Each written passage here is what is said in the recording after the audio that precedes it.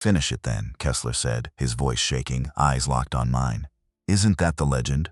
Preacher doesn't show mercy. He was on the ground. His weapon lay somewhere across that cold concrete floor. Every man in that warehouse held his breath, waiting. This man took my wife from me. He took the child I never got to meet. And now he dragged a young woman I'd sworn to protect into a fight that was never hers. My hands remembered exactly what to do. The old me would have ended it right there. But I'm 66 years old now, and I've learned something the young never understand about strength. So I reached down, and I offered him my hand. You want to know why a legendary biker chose mercy over vengeance? Then stay with me. Because it all started 12 days earlier, with a rich man's son who demanded a fight. There is a sound a man never forgets. It is the sound of a crowd going silent all at once. Not out of respect, out of shock. I heard that sound on a Saturday afternoon, standing in my own driveway, 66 years old, grease still under my fingernails. A young man stood in front of me, fists up, chin tucked, ready to make a fool out of an old man in front of the whole neighborhood. He had no idea what he was looking at. He saw gray hair and a slow walk. He saw a man who fixed lawnmowers and old trucks for a living. He did not see the other man underneath. The one I buried a long time ago. The one I swore I would never let out again. But some men wake something up without meaning to. This is the story of how that happened, what it cost, and what it gave back. My name is Jake Halden. For a long time, people called me something else. Let me start at the beginning. I live on a quiet street in a small Ohio town called Millbrook. 2 stoplights, 1 diner, a hardware store that still writes receipts by hand. My house sits at the end of the road next to an old oak tree that's older than I am. Behind the house, there's a garage. Nothing fancy. Metal roof, concrete floor, a wood stove in the corner for winter. I fix things there. Small engines, old trucks. Sometimes a neighbor's riding mower that won't start. I like the smell of oil and metal. The sound of a motor finally turning over after hours of stubborn silence. There's a kind of honesty in a broken engine. It doesn't lie to you. It doesn't pretend to be something it isn't. It's either working or it isn't. Listen close enough and it tells you exactly what's wrong. I wish people worked that way sometimes. Wish a man could lift the hood on somebody's chest and see the truth laid out plain, no guessing involved. But people aren't engines. People hide things. I know that better than most, seeing as I've spent 32 years hiding something myself. Every morning I make 1 cup of coffee. Black, no sugar. I drink it on the porch, watching the street wake up. Some habits a man keeps for a lifetime. Some habits he keeps because they're the only thing standing between him and the past. I never married again after Ruth. Never had children of my own. Some men, when they lose the one person who made sense of their whole life, try to fill the hole with something else. New wife, new town, new name even. I didn't do any of that. I just went quiet. Let the years pass one after another, like pages turning in a book nobody was reading anymore. Folks in Millbrook know me as a friendly old mechanic. Slow to talk about himself. Good with a wrench, better with silence. They don't know I once stood in front of 200 men and told them where we rode when we fought and who we protected. They don't know the club I built from nothing back in the 80s became one of the most respected names on 2 wheels in the entire Midwest. They don't know because I made sure of it. Changed how I dressed. Changed how I talked. Buried the tattoos under long sleeves even in summer. For 32 years, it's just been me, this garage, and a chapter of my life locked away in a drawer I don't open anymore, or so I thought. The Ashcombs moved in next door on a Tuesday in early spring. You could tell money before the moving trucks even finished unloading. 3 trucks, matching furniture, a landscaping crew that showed up before the family even slept there one night. Richard Ashcombe was the kind of man who shook your hand a little too hard, like he needed you to know something. His wife had passed a few years back, I learned later. Cancer, slow and cruel, the kind that takes its time. It was just him and his 2 kids now. He'd made his money in real estate, mostly commercial buildings, office parks, that sort of thing. Told me once he'd built his first company out of a garage, not too different from mine, which struck me as a little funny, given how far we'd both ended up from where we started. There was something restless about Richard. A man always checking his phone, always glancing at something over your shoulder like the next deal was more interesting than the conversation he was already having. Underneath that, I saw something else too. Grief, mostly. The kind that never fully leaves a man, just learns to hide behind busy schedules and expensive suits. I recognized it because I carried the same thing dressed differently. Some men build empires to keep from sitting still. I built silence instead. Different roads, same destination most likely. A man running from the same kind of weather, just choosing different shoes for it. Connor was the older one, 24 years old. Built like a man who spent serious time in a gym and made sure you noticed. He had a black belt in Taekwondo. He mentioned it within the first 5 minutes of meeting anyone. He'd done some amateur fighting too. A few wins posted online with slow-motion replays and dramatic music. Then there was Marin, 22. Quiet in a way that felt earned, not shy. She'd just finished college and was staying with her father while she figured out her next step. She had her mother's eyes, Richard told me once. Said it like the sentence still hurt him a little every time he said it. The Ashcombs threw a welcome party 2 weeks after moving in. String lights in the backyard, a caterer, music too loud for a Tuesday night. I wasn't going to go. Then Richard walked over himself, knocked on my door, and asked me personally, "Come on, Jake. It's just next door. Least I can do is buy you a beer." Hard to say no to a neighbor asking nice. So I put on a clean shirt and walked over. That's where I first met Connor face to face. He looked me up and down like he was pricing an old truck at a used car lot. "You're the mechanic guy," he said. Not a question. "Something like that," I said. "You ride that old Harley I see under the tarp sometimes? Or is that just for decoration?" News travels fast in a small neighborhood. "It runs," I said, "when I want it to." He smiled, the kind of smile that isn't really a smile. "Old bikes are cool, like a museum piece. My buddy's got a new Ducati, does 0 to 60 in like 3 seconds. "Good for your buddy," I said. I wasn't trying to be difficult. I just didn't have much interest in comparing machines with a 24-year-old at a backyard party. He kept going anyway. "You ever actually ride with a club, or just on your own?" There was something underneath the question. A little poke, a little test. "Rode with some people a long time ago," I said. "Long time ago." "Cool, cool," he said, already looking past me for someone more interesting to talk to. That should have been the end of it. It wasn't. Later that night, Marin found me near the food table, standing off to the side the way older folks tend to do at parties like that. "You don't look like you're having fun," she said, smiling a little. "I'm having exactly the amount of fun I planned on," I said. She laughed. A real laugh, not a polite one. "My brother giving you a hard time?" "He's young," I said. "Young men like to measure things." "Tell me about it," she said, rolling her eyes. "He's been talking about that new gym he joined for 3 weeks straight." I could recite his workout schedule at this point.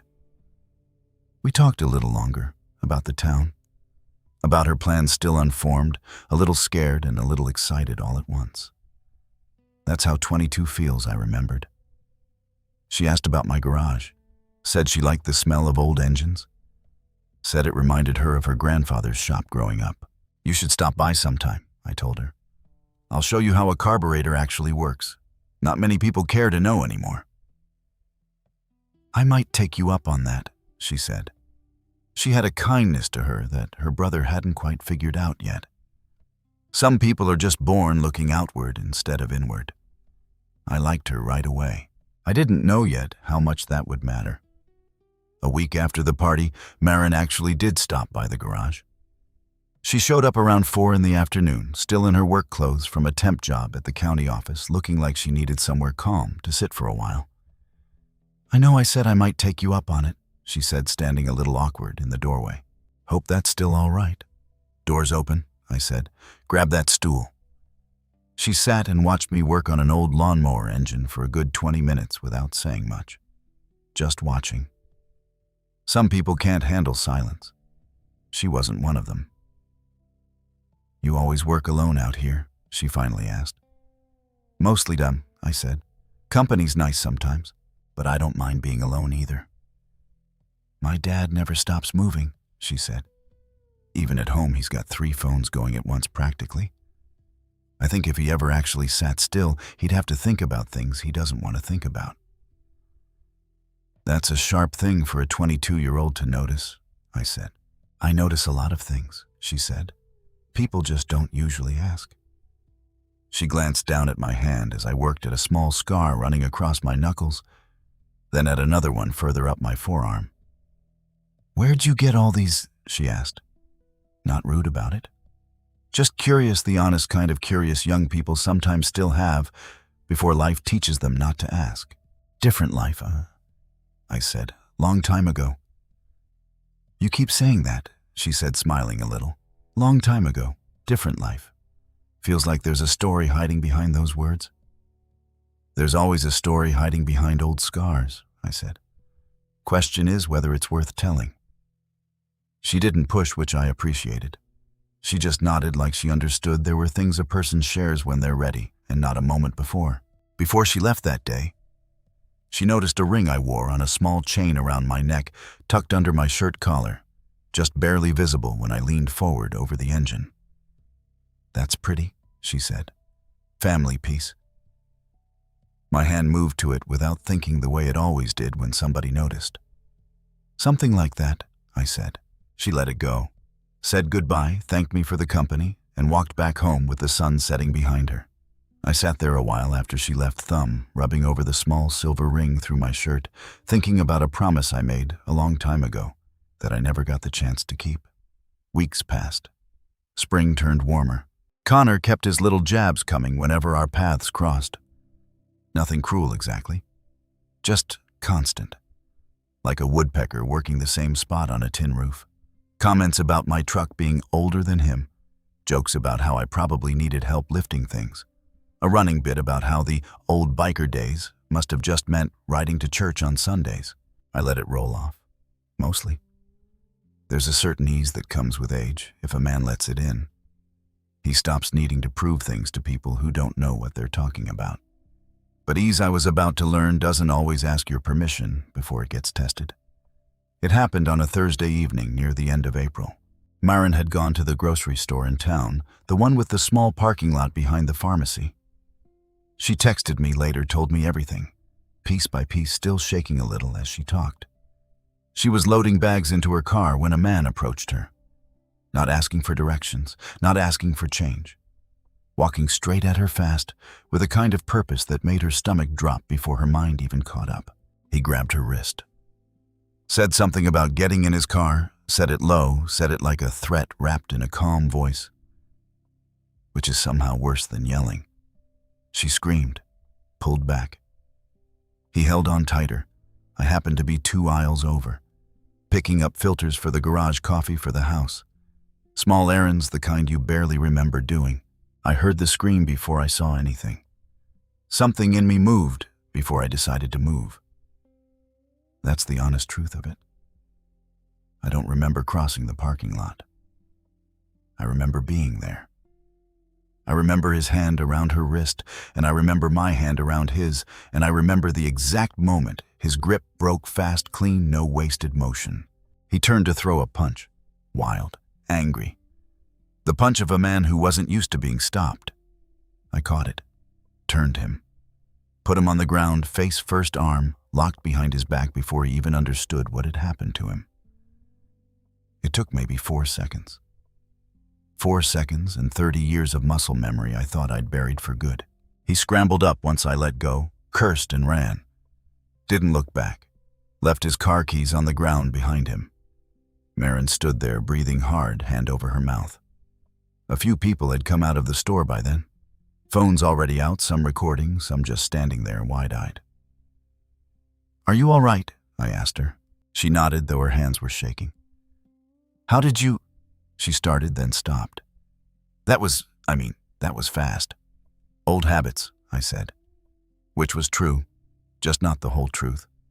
News travels fast in a small town, faster in the age of phones. By the next morning, half the neighborhood had seen some version of a video, 10 seconds of grainy footage. An old man moving like he was 25 years younger, taking down a much bigger stranger without breaking a sweat. I stopped by the diner that morning out of habit, and the whole place fell quiet when I walked in. Not the bad kind of quiet. The kind where people don't quite know what to say to somebody they thought they understood. Old Pete, who runs the counter, poured my coffee without a word, then finally said, "Didn't know you had that in you, Jake." Neither did I some days, I told him, which was the truest thing I'd said to anybody in a long while. A few folks clapped me on the shoulder on my way out. One woman, a school teacher named Colleen, who lived 2 streets over, stopped me outside and said her daughter had been nervous walking to her car alone at night. And seeing that video made her feel like maybe there were still people around who'd step in if something happened. That comment stuck with me longer than I expected. It reminded me why men like the ones I used to ride with existed in the first place. Not for glory, not for fear, for exactly that. So somebody's daughter could feel a little safer walking to her car. I'd forgotten that feeling, being useful in that particular way. It settled into my chest like an old coat that still fit even after all these years hanging in the closet. Richard showed up at my door before I'd even finished my coffee. He looked shaken, grateful, and underneath all that, a little bit afraid.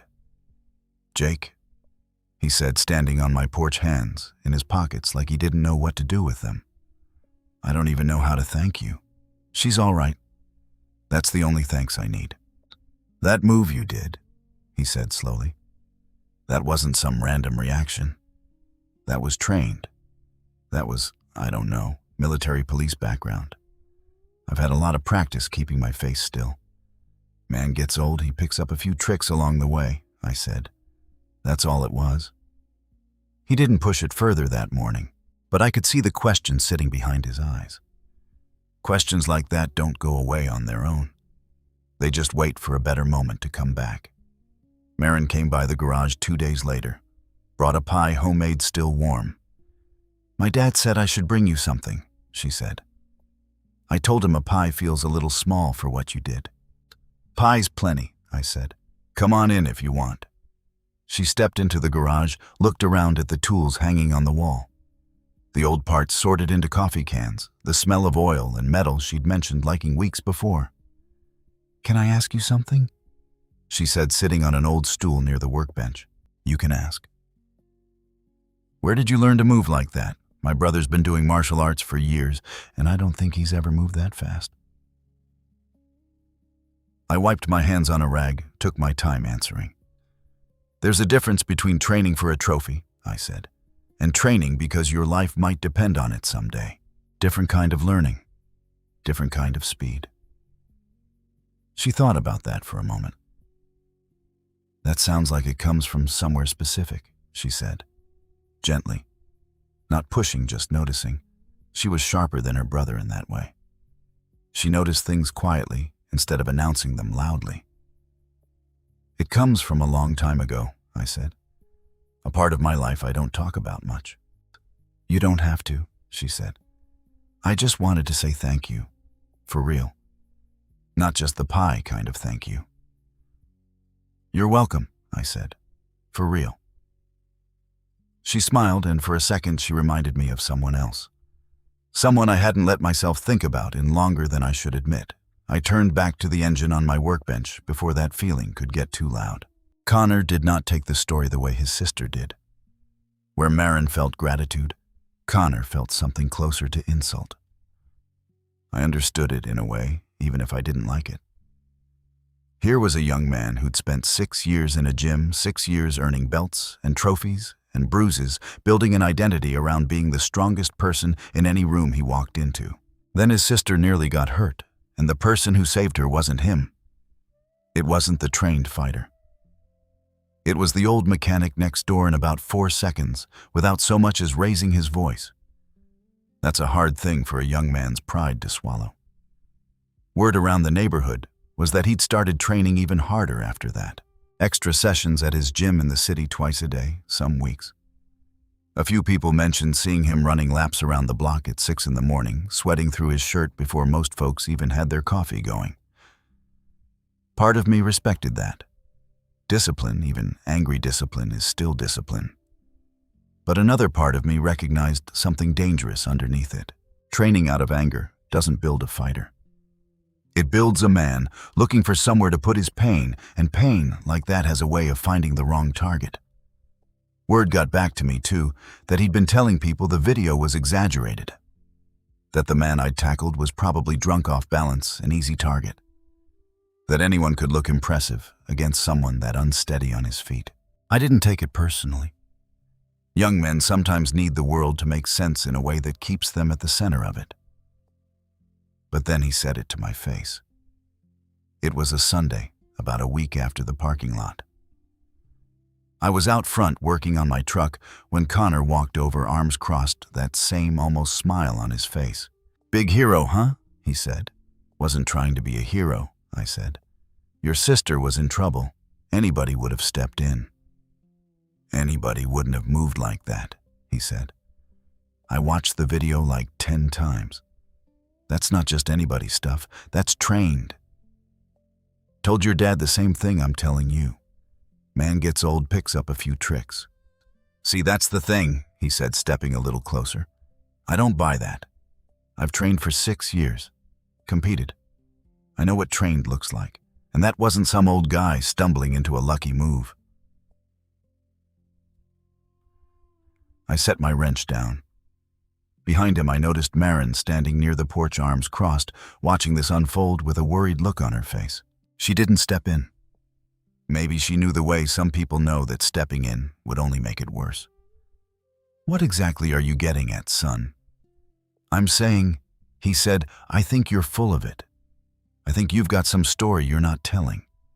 And honestly, I think if you actually stepped into a real match with rules with me, you wouldn't last 30 seconds. There it was. The challenge sitting out in the open now, no longer just a rumor. I looked at him a moment, not with anger, more with a kind of tired understanding. "You want to fight an old man to prove something," I said. "That about right?" "I want to see if the legend's real," he said. "Or if it's just a lucky day at the grocery store. And if I say no, then everybody in this neighborhood knows exactly what that means," he said, already turning to walk away. "Think about it, old-timer. You really think beating up an old man's gonna fix whatever's bothering you?" I asked before he could walk away completely. He stopped, turned back around. "Nothing's bothering me," he said, but his jaw was tight when he said it. "All right," I said, "if you say so." "I just want people to see the truth," he said. "That's all. Everybody's acting like you're some kind of hero. I just want them to see what's actually real." "And what's that in your mind?" "That you got lucky," he said. "Once. And luck runs out." He walked off like he'd already won something. Marin came over, a minute later, sat down on the step near me, quiet for a moment before speaking. "I'm sorry about him," she said. "He's not usually this bad. I think something's eating at him, and he doesn't know how to say it, so it comes out like this instead. Most anger's just sadness that never learned another language," I told her.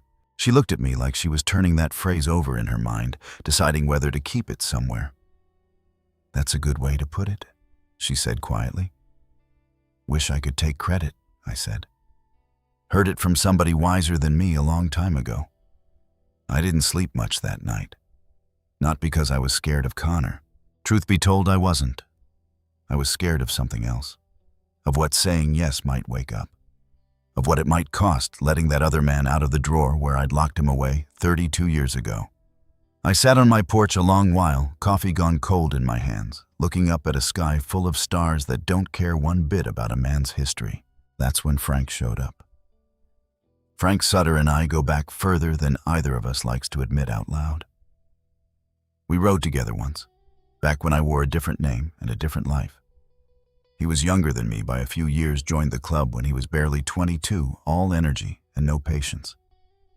I remember teaching him how to ride in the rain without laying the bike down. How to read a road before it read you. Somewhere along the way, he decided the badge suited him better than the leather. Left the club on good terms, which not everybody managed to do back then. Became a cop over in the next county. Worked his way up to sheriff, retired a few years back with a bad knee and a good pension. We stayed close in a quiet sort of way over the years. Fishing trips a couple of times a summer. Phone calls on hard anniversaries neither of us ever mentioned out loud, but both of us remembered anyway. He was there the day I buried Ruth. Stood next to me the whole service, didn't say a word, just stood close enough that I knew I wasn't standing there completely alone. That's the kind of friend Frank was. Still is. He still had the walk of a man who used to ride 200 miles a day for a living. Slow, deliberate, like he was pacing himself for something long. "Heard about the parking lot," he said, sitting down on the step beside me without asking. "News travels." "Heard about the challenge too," he said. "Whole town's talking about it already." "Small towns," I said. "Nothing stays quiet for long." He sat a moment looking out at the street the same way I'd been. "Jake," he said finally, "I need to tell you something. And I need you to actually listen, not just nod along like you always do." Something in his voice made the hair stand up on my arms. "The man who grabbed that girl in the parking lot," he said. "You remember his face?" "Some," I said. "Enough." "I made some calls. Old contacts, favors people still owe me from the badge days." He paused. "That man works for somebody named Dean Kessler." The name hit me harder than I expected. I hadn't heard it in over 30 years. Hadn't let myself think it. "Kessler," I said slowly. As in Walter Kessler's boy," Frank said. "Yeah." I felt something cold settle in my chest. Walter Kessler was the man who betrayed us 32 years ago. He'd been a member for 6 years by then. Trusted. Close enough to the inner circle that he knew things most men never did. Where we met. Who we protected. What routes we ran on quiet nights. He sold that trust to a rival crew for a debt he owed one he never had the courage to just come and tell us about. Men make mistakes. What Walter did wasn't a mistake. It was a choice made with his eyes wide open. The night it happened, they came for the club at the wrong moment, at the wrong place. Ruth was there.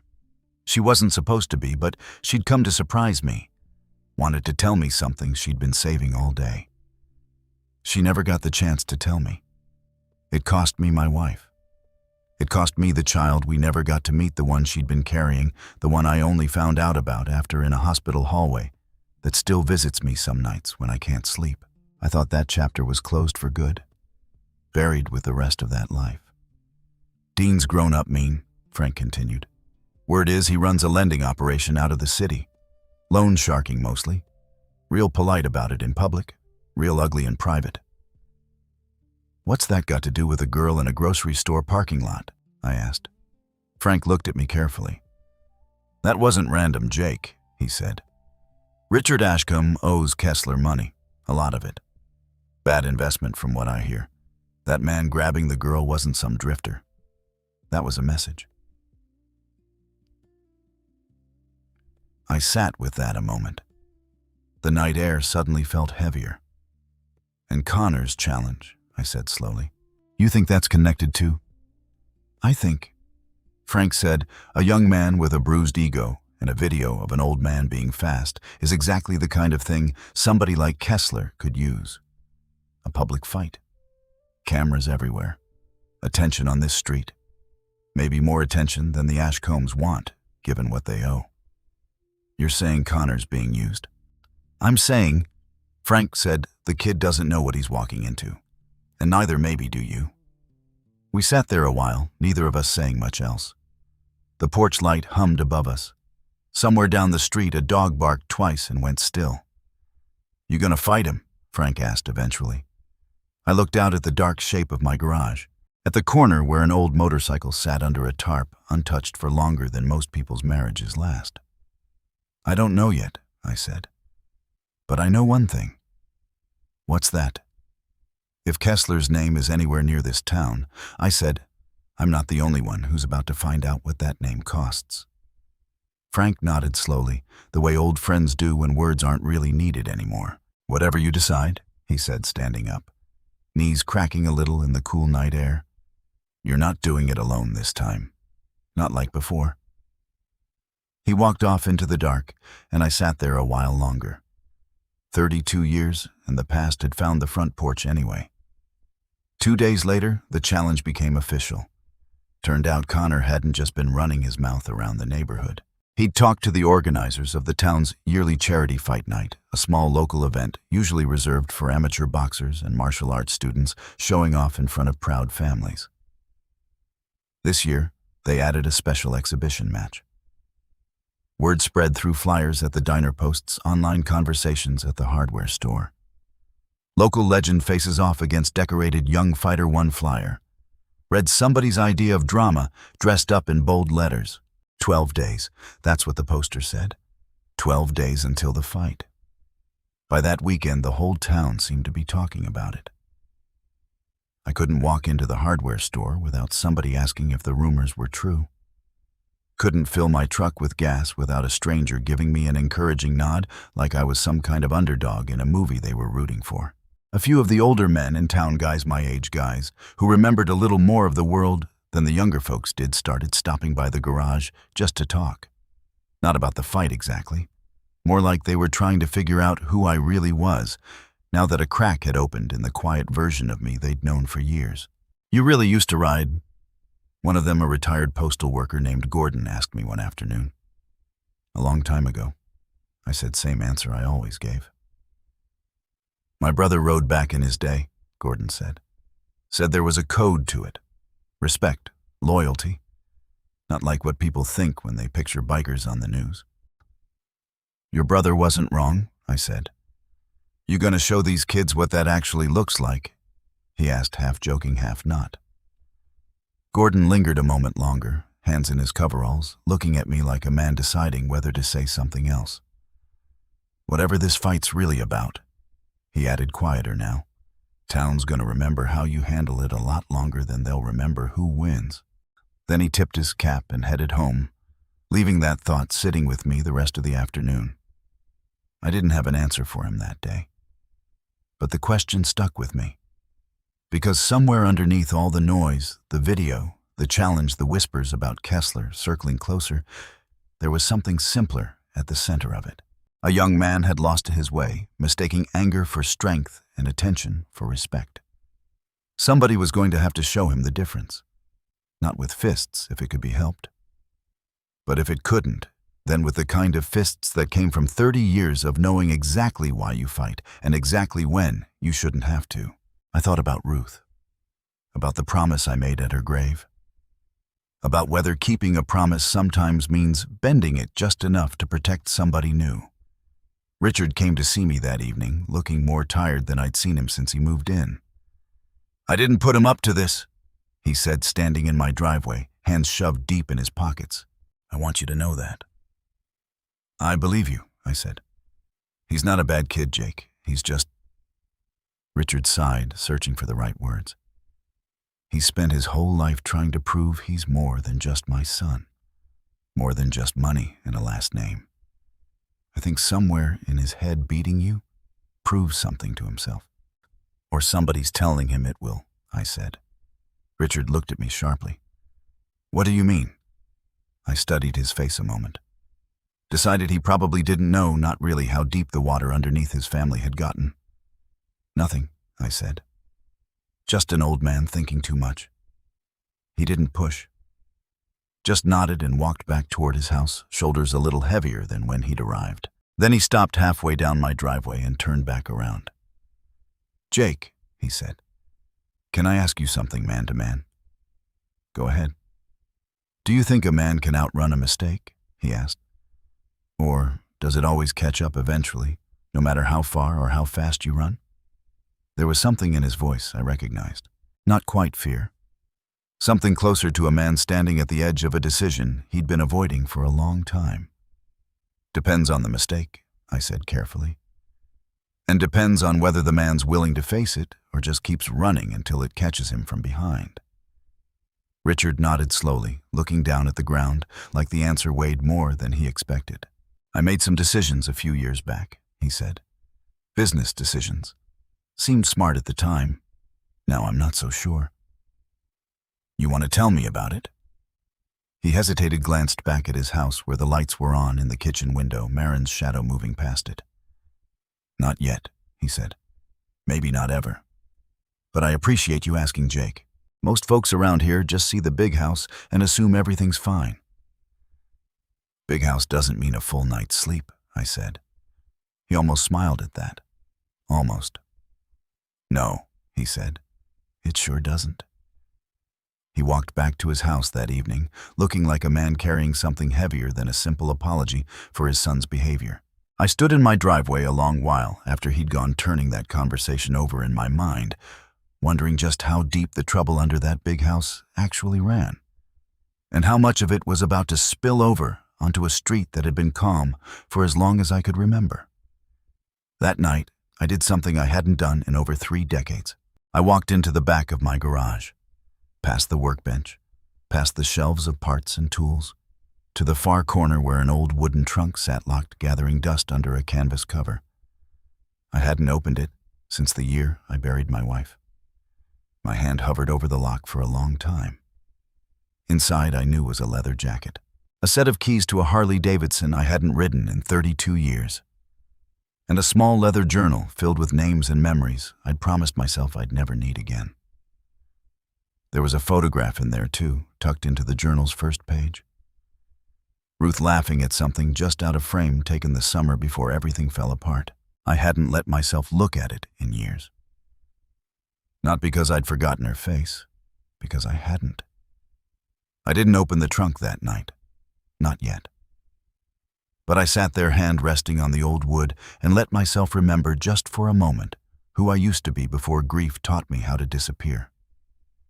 I remembered standing in front of 200 men, telling them we didn't start fights, but we finished them, and we finished them for people who couldn't finish their own. I remembered the sound of 40 engines starting up together on a cold morning, like the whole world was clearing its throat before saying something important. I remembered, too, the promise I made at Ruth's grave, that I'd live quiet, that I'd never let that life touch anyone else the way it touched her. 32 years I kept that promise.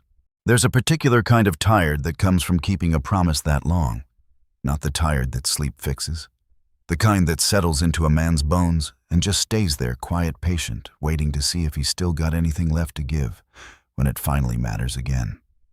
Now, a young man's pride and an old enemy's son. We're about to test whether a promise like that could survive one more chapter. The next morning, I called Frank before the coffee even finished brewing. "You're up early?" he said, answering on the second ring. "Didn't sleep much," I told him. "Been thinking about what you said." "About the fight or about Kessler?" "Both," I said. "They're not separate anymore, are they?" Frank was quiet a moment on the other end. "No," he said finally. "I don't think they are." "I need you to find out everything you can," I said. "Where Kessler operates, who works for him, how deep this thing with Richard actually goes." "You know I will," Frank said. "But Jake, I gotta ask you something, and I want a straight answer." "Go ahead." "Are you doing this because of the girl?" he said. "Or are you doing this because some part of you's been waiting 32 years for a reason to put that jacket back on?" I looked out the kitchen window at my garage, at the shape of the old motorcycle just visible under its tarp in the early morning light. "Maybe it's both," I said honestly. "Maybe a man can want to protect somebody and still be honest that some old part of him is glad to have a reason again." Frank let out a breath, half laugh, half sigh. "All right, old man," he said. "Let's find out what we're dealing with.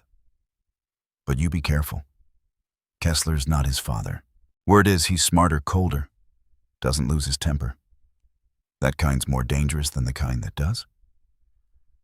"I've dealt with cold men before," I said. "Not one with a grudge passed down like an inheritance," Frank said. "That's a different animal, Jake. You know that better than anybody." He wasn't wrong. I hung up the phone and stood there a moment, looking at that old motorcycle under its tarp, feeling the weight of the next 12 days settle onto my shoulders like a coat I hadn't worn in a very long time, but one that still somehow remembered the exact shape of me. Somewhere out there, a young man was training for a fight he thought was about pride. Somewhere out there, a man named Dean Kessler was watching this town with a patience that worried me more than any punch ever could. And somewhere inside me, a version of myself I hadn't seen in over 30 years was starting slowly to wake back up. 12 days. That's what the clock said. 12 days until a fight that was never really about a black belt or an old biker or a stubborn young man's pride. 12 days until the past finally came looking for exactly what it had left behind. I closed my hand around the old lock, and for the first time in a long time, I didn't feel afraid of what was inside. I felt ready, not ready to hurt anybody. That was never really the point, not back then, not now. Ready to remember who I was before grief taught me to shrink myself small enough to disappear inside a quiet street in a quiet town. Ready to stand in front of a young man who thought strength only came from fists and show him it comes from somewhere much older and much harder to earn. And ready, whether I liked it or not, to finally face a name I'd spent 32 years trying not to say out loud. Kessler. Somewhere out there, that name was moving through the shadows of this town, patient cold, and certain that an old man's quiet life was about to become very useful to him. He had no idea the man he was circling had already survived losing everything once, and survived it, standing up. 12 days. The clock was already running. Somewhere behind me in the dark of that garage, an old life was quietly, carefully coming back to its feet. There are 12 days a man can spend two ways. He can spend them afraid, counting down towards something he dreads. Or he can spend them remembering, getting ready, becoming slowly the man he used to be. I chose the second way. It wasn't a decision I made all at once. It was smaller than that. A choice made new every morning, standing in front of the mirror, deciding whether the man looking back was going to hide again or finally stand up straight. This is the story of what happened when an old promise, a young man's pride, and a name I hadn't spoken in 32 years all collided under the lights of a small town gymnasium. Some fights are won with fists. The one that mattered most in this story was one with something else entirely. Patience, maybe, or memory, or the simple, stubborn refusal to let an old wound decide the rest of a man's life. The days after Frank's warning moved slow and fast at the same time. Slow because dread has a way of stretching minutes into hours. Fast because there was too much to do and not nearly enough time to do it. I started running again. Not far, just around the block twice before the sun came up. My knees complained the first few mornings. By day 4, they'd stopped complaining and started remembering. The body holds on to things the mind tries to forget. That's something I learned a long time ago, and it proved true all over again that week. I opened the trunk on the third night. The lock had rusted slightly over the years, and it took some effort to get it open. Funny how even metal remembers being ignored. I took the leather jacket out first, held it in my hands a moment before putting it on. It still fit more or less, though it hung a little looser across the shoulders than it used to. It smelled faintly of old leather and cedar, the same way it always had, tucked away with a few cedar blocks Ruth had put in there years ago to keep the moths away. She'd thought of everything, even things that wouldn't matter, for decades. I found the journal next. Didn't open it yet. Just set it on the workbench where I'd see it every time I walked past. Underneath everything, wrapped in an old blanket, sat the keys to a motorcycle I hadn't started in 32 years. I walked to the far corner of the garage where the tarp-covered shape had sat undisturbed for longer than most people's entire adult lives. I pulled the tarp back slowly, like unwrapping something fragile. The old Harley sat there, dust thick on the tank chrome, dulled but not ruined. A machine built to outlast a man's doubts if he ever let it try. I ran my hand along the seat, remembering the thousands of miles that leather had carried me through. Remembering Ruth's arms around my waist on long summer rides. Her laughter carried off by the wind before I could ever fully catch it. I didn't turn the key that night. Some things a man has to work up to slowly. Even a man who used to think he was afraid of nothing. Frank stopped by the next morning before the sun had even fully cleared the trees. "Figured you could use a sparring partner," he said, setting down a bag by the garage door. "Even an old one with a bad knee." "You planning to actually hit me or just stand there giving advice?" I asked. "Little of both," he said, grinning. "Seems fair given how many times you used to knock me on my backside back in the day."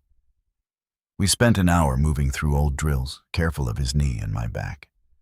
Both of us laughing more than either of us expected at how stiff we'd become.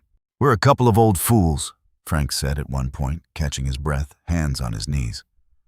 "Grown men playing at a life we buried decades ago." "Maybe," I said. "Or maybe some things don't stay buried just because we want them to." Frank straightened up, looked at me seriously. "You scared?" he asked. "About Saturday. About all of it." I thought about that honestly before answering. "Scared of losing," I said. "Scared of what happens if Kessler's really involved the way you think he is. Not scared of Connor, though. Never was." "Good," Frank said. "Because fear of the wrong thing gets men killed. Fear of the right thing keeps them sharp." That was Frank's way. Simple truths delivered plain, the same way he'd always talked, even back when we were young men, who thought we had all the answers. We trained together most mornings after, that the two of us slowly shaking off decades of rust, finding again a rhythm neither of us had expected. Still lived somewhere inside our tired old bones. By the end of that first week, Frank started bringing 2 cups of coffee instead of 1, setting mine down on the workbench without a word, the way men do when a habit turns into something closer to ceremony. "You know," he said one morning, wiping sweat from his forehead, "part of me hoped you'd say no to all this. Just let the kid have his little exhibition, take a soft loss. Go back to fixing lawnmowers and living the quiet life you'd built for yourself out here." "Would have been easier," I admitted. "Easier's not always right, though, is it?" he said. Not really a question. "No," I said. "It rarely is." Marin came by the garage on the 5th day. She found me in the back wiping down an old wrench set that hadn't seen daylight in years, laid out on a cloth like tools, waiting for a job they hadn't done in decades. "You've been different this week," she said, leaning against the doorframe. "How so?" "Straighter," she said, tilting her head, studying me the way she studied everything, careful and unhurried, like something in you woke back up. "Maybe it did," I admitted. She walked over, looked down at the leather jacket hanging on a hook near the workbench.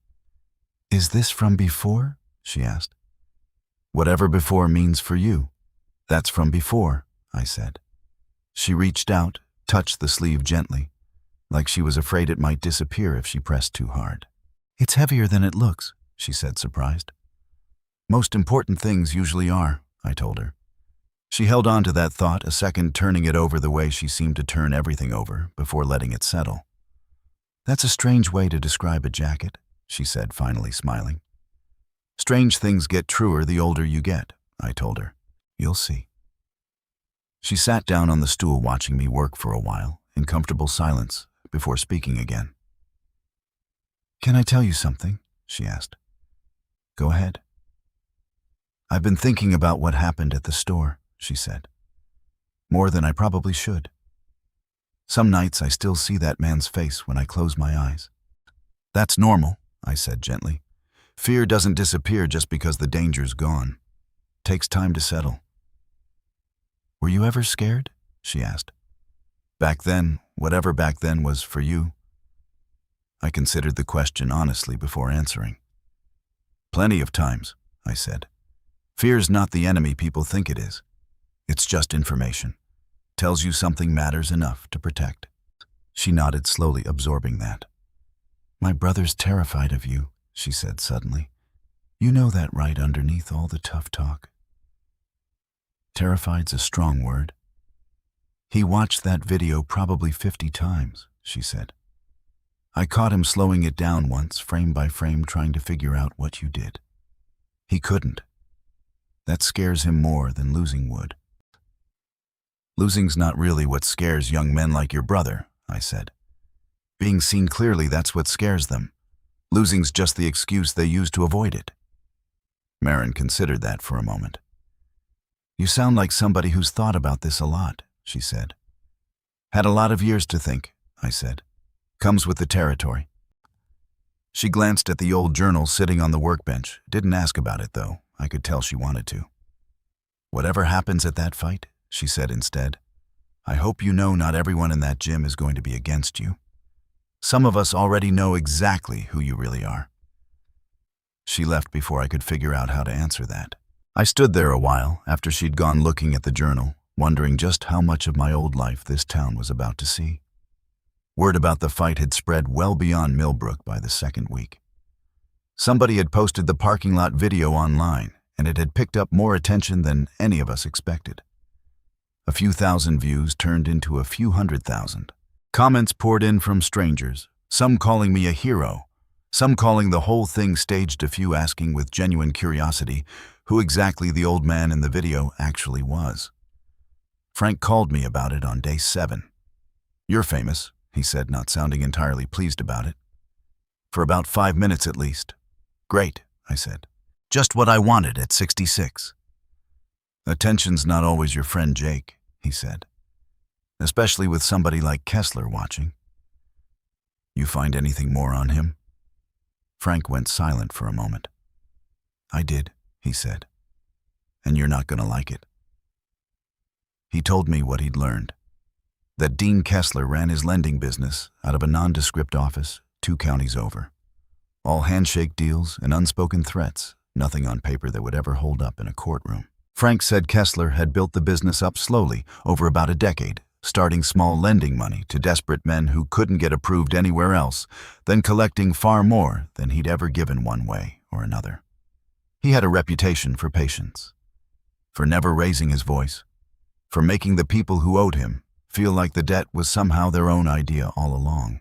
Man's smart, Frank said. Smarter than his father ever was. Walter was reckless, made mistakes out of fear. Dean doesn't seem to make mistakes at all. That's what worries me most. That Richard Ashcombe had borrowed a significant sum from him almost 2 years back, betting on a real estate deal that fell apart before it ever got off the ground. That Kessler didn't just want the money back anymore. He wanted something closer to satisfaction, a kind of payback that money alone couldn't quite buy him. He knows who you are, Frank said finally. Or at least he suspects. Word traveled through some old circles once that video went viral. A man moving like that at that age doesn't stay anonymous long in certain crowds. My stomach tightened at that. So he knows the fight's happening, I said. Knows exactly where I'll be in front of the whole town. That's my read on it, yeah, Frank said. I don't think this fight's just about pride anymore, Jake. I think somebody's using it as a stage. For what? That, Frank said, is what worries me most. I don't know yet. But I don't like not knowing. He was quiet on the line a moment longer before adding one more thing. One more piece, he said. Word is Kessler doesn't do this kind of thing without a reason that matters to him personally. Money's rarely the whole story with men like that. There's usually something older sitting underneath it. Older like what? I asked, though some part of me already suspected the answer. Don't know yet, Frank said. But I intend to find out before Saturday. I trained the rest of that week mostly alone in the calm of my garage. Nothing dramatic. No punching bags swinging from the rafters, no music playing while I worked. Just old movements, slow at first, coming back one by one, like reintroducing myself to a language I hadn't spoken in decades. Balance first. Then breathing. Then the small, economical movements that had kept me alive more times than I could count back when staying alive was a nightly requirement instead of a given. Frank stopped by a few times, stood in the doorway, watching, arms crossed, saying little. You've still got it, he said one evening, watching me move through a slow sequence of blocks and turns. Different body than it used to be, I said, catching my breath. Slower, stiffer. Slower's not the same as gone, he said. You're not trying to be 25 anymore, Jake. You're trying to be exactly what you are. 66 and dangerous anyway. And that stuck with me more than I expected.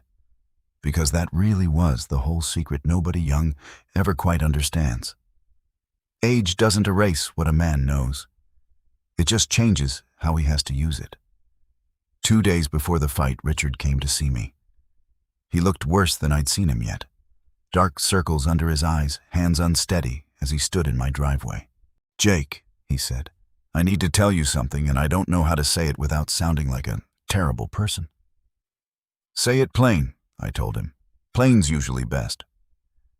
He took a breath, and for a moment he looked less like a wealthy businessman and more like a tired man carrying something far too heavy for one pair of shoulders. "You have to understand." He started, then stopped, started again. "When my wife passed, the business started slipping. I made decisions out of panic instead of sense. Took loans I shouldn't have. Told myself I'd fix it before anyone noticed.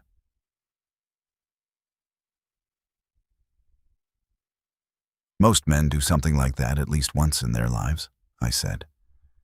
"Grief makes fools of us all one way or another."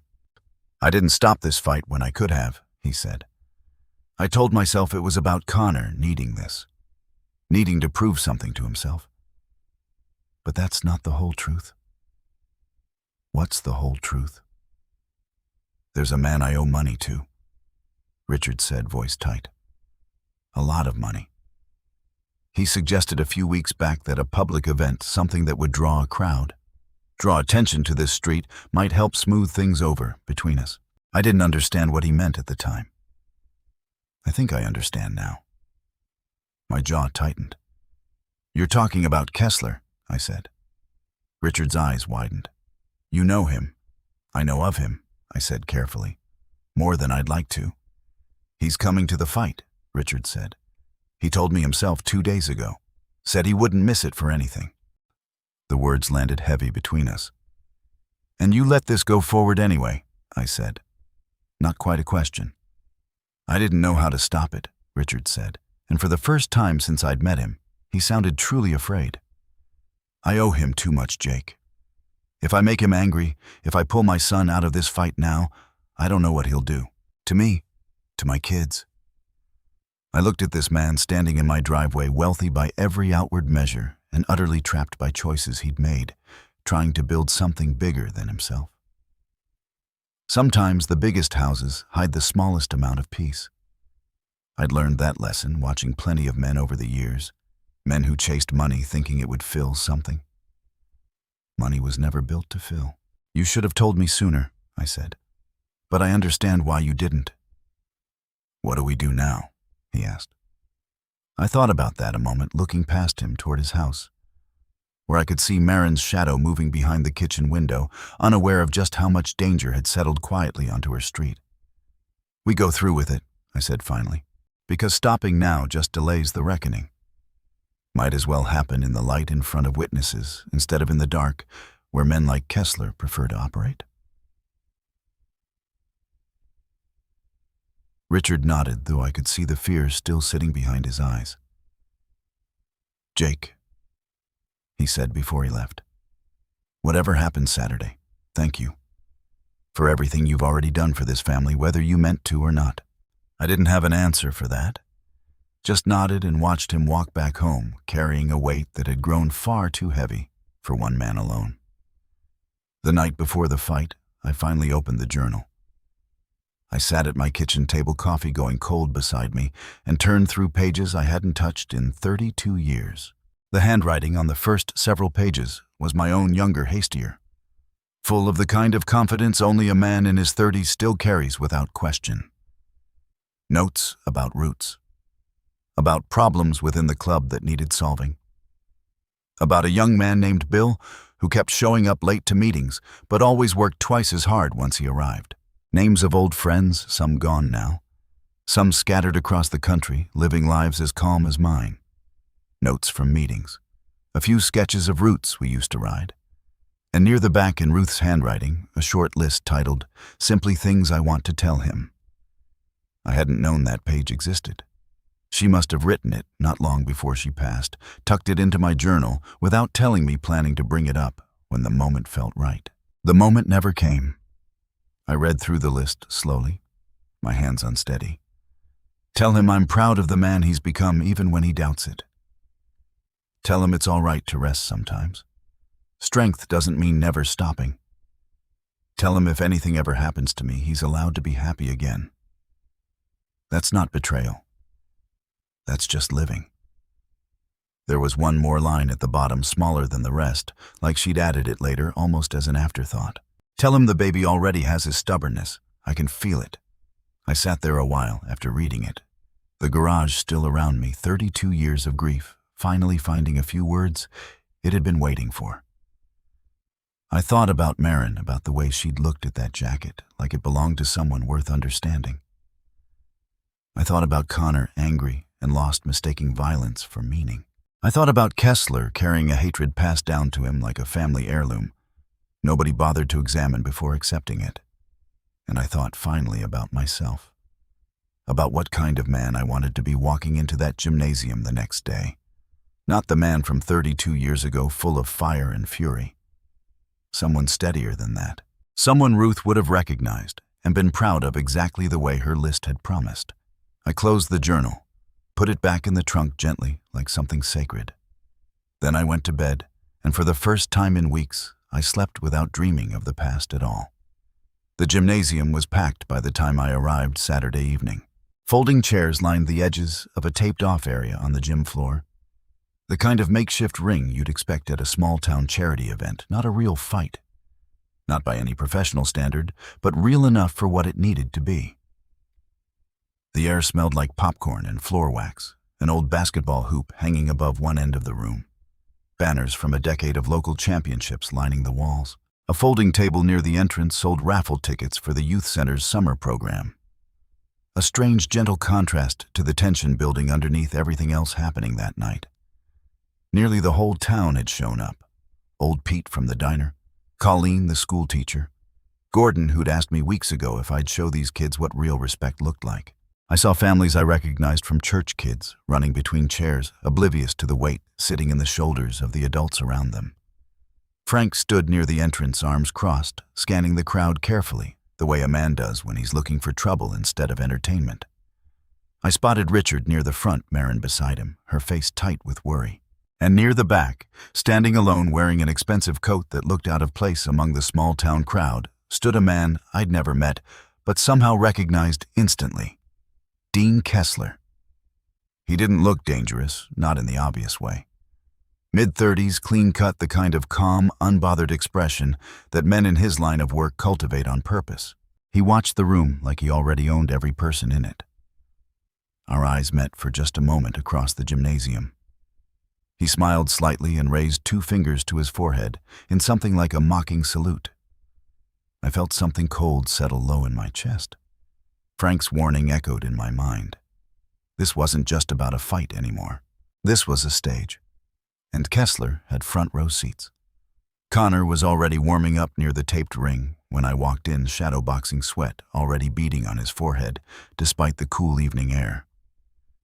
Terry, the nervous organizer, hurried over to me before I could even set my bag down, wringing his hands. "Jake, I gotta say, I did not expect this turnout when we planned this thing," he said. "Half the county's here. Local news even called asking if they could send a camera." "Hope you told them no," I said. "I told them no," Terry confirmed, though he looked a little regretful about it, like he understood the moment was bigger than the modest charity event he'd originally planned. I glanced once more toward the back of the gymnasium, where Kessler stood near the exit doors, still watching, still patient. A man who clearly understood that some victories require nothing more than waiting quietly for the right moment to arrive. Frank caught my eye from across the room and gave a small nod, a signal we'd agreed on earlier that day. He'd keep watch on Kessler throughout the fight, make sure nothing happened in the crowd that shouldn't. I nodded back, then turned my attention to the ring, to the young man waiting there, to the only fight that actually mattered in that particular moment. Connor looked up when he saw me, and for just a second something flickered across his face. Not confidence, something closer to uncertainty. He covered it quickly, straightened up, put the mask back on. "Didn't think you'd actually show," he said. "Told you I would," I said. Man's word still means something even at my age. We'll see how much that word's worth in a few minutes, he said. The organizer, still wringing his hands, stepped into the ring, explained the rules to the crowd. 3 rounds. Light contact, though everyone in that room knew light contact was a formality nobody fully intended to honor. A doctor stood by just in case. A local pastor, Reverend Dale Whitmore, offered a short prayer before the match began, something about sportsmanship and community. His voice slightly unsteady over the crowd's restless energy. A few people bowed their heads. Most just waited, eyes fixed on the ring, the tension in the room thick enough to touch. I stood there a moment, feeling the weight of every eye in that gymnasium, remembering a different kind of gathering decades ago, before rides that carried real danger, when a different crowd of men had once looked to me the same way, waiting to see what I'd do next. I stepped into the ring across from Connor. The crowd went still, the same kind of hush I'd heard once before in my driveway weeks ago when this whole thing started. I looked past Connor for a moment, found Marin's eyes in the crowd. She gave me a small nod, like she believed in something I wasn't sure I fully believed in myself yet. Then I looked at Kessler, standing near the back, arms crossed, watching with the patience of a man who already believed he knew how this story would end. He had no idea.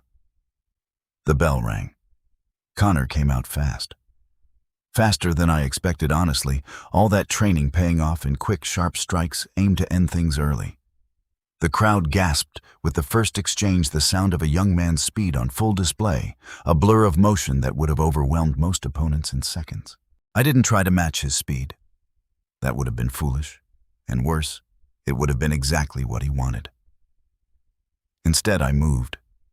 Small steps, angles, letting his strikes find air instead of me over and over until frustration started creeping into his movements. There's a rhythm to a fight, same as there's a rhythm to an engine running smooth. You don't fight the rhythm. You listen to it, find the gaps, let the other man wear himself down against nothing but empty air. "Stand still," he muttered at one point, low enough only I could hear it.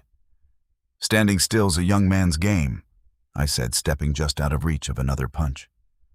I learned a long time ago, it's usually the last thing a smart man does in a fight. The crowd murmured with each near miss. I could hear Gordon somewhere in the back half laughing, saying something about how this old-timer still had it. A few younger voices in the crowd started cheering for Connor, louder, sensing his frustration, urging him to finish it. He heard them. I could see it land on him, that pressure tightening his shoulders, shortening his breath. Round 1 ended with Connor breathing hard and me barely winded at all. He looked frustrated between rounds, toweling off, glancing over at his father with something like confusion in his eyes. Richard just watched, silent, unable to offer any comfort or coaching that would have made sense in that moment. Round 2, Connor changed tactics. Slower, more controlled, trying to lure me into a mistake instead of overpowering me outright. Smart adjustment. He was better than his pride usually let him show. Somewhere underneath all that showmanship online, all those slow-motion replays with dramatic music, there was an actual fighter who understood the sport, not just the spectacle of it. But smart adjustments only work if your opponent doesn't recognize the pattern. I recognized it about 10 seconds in. He threw a controlled strike, meant to draw a predictable block, meant to open a path for the real strike right behind it. I let the first one land lightly on my forearm. Let him think it worked. Then, when the real strike came, I wasn't where he expected me to be. I caught his arm mid-motion, turned my body the way muscle memory from 30 years ago remembered exactly how to do, and put him gently but firmly on the mat. Not violent, not humiliating, just complete. The gymnasium erupted into noise, half shock, half awe. Connor lay there a moment, staring up at the ceiling chest, heaving something shifting behind his eyes that had nothing to do with the fight itself. I offered him a hand. He hesitated, pride still warring with whatever else was happening inside him. Then he took it. Let me pull him up. "How?" he said quietly, just between the two of us. "Did you know exactly what I was going to do?" "Same reason a mechanic knows an engine's about to stall before it does," I said. You listen long enough, patterns tell you everything.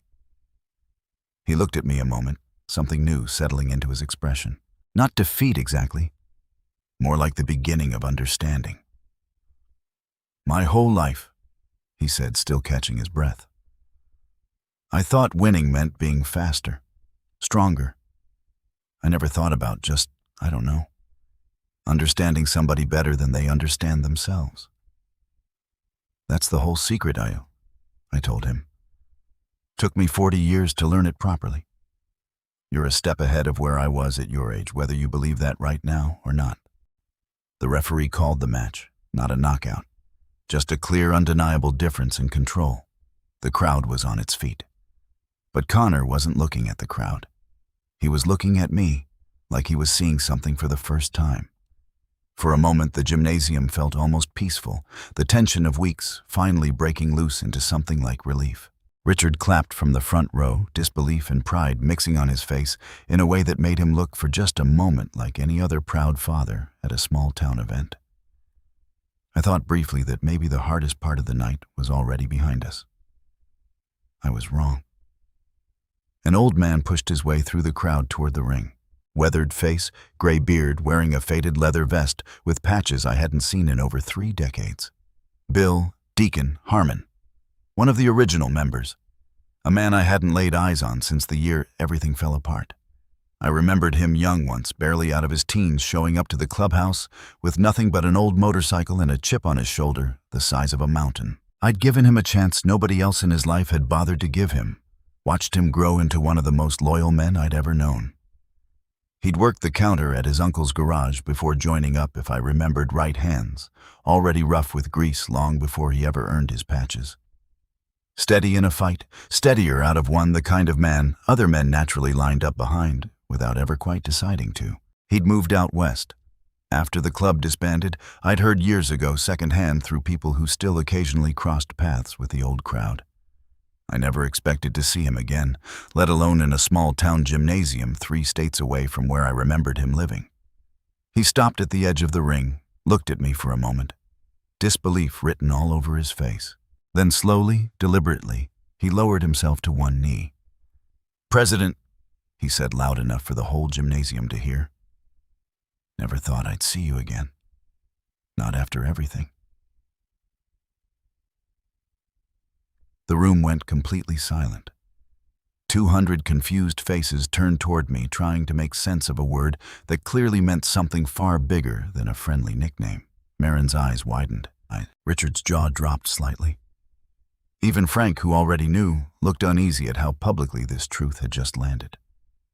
And near the back of the room, Dean Kessler's calm expression finally cracked into something sharper, something like satisfaction.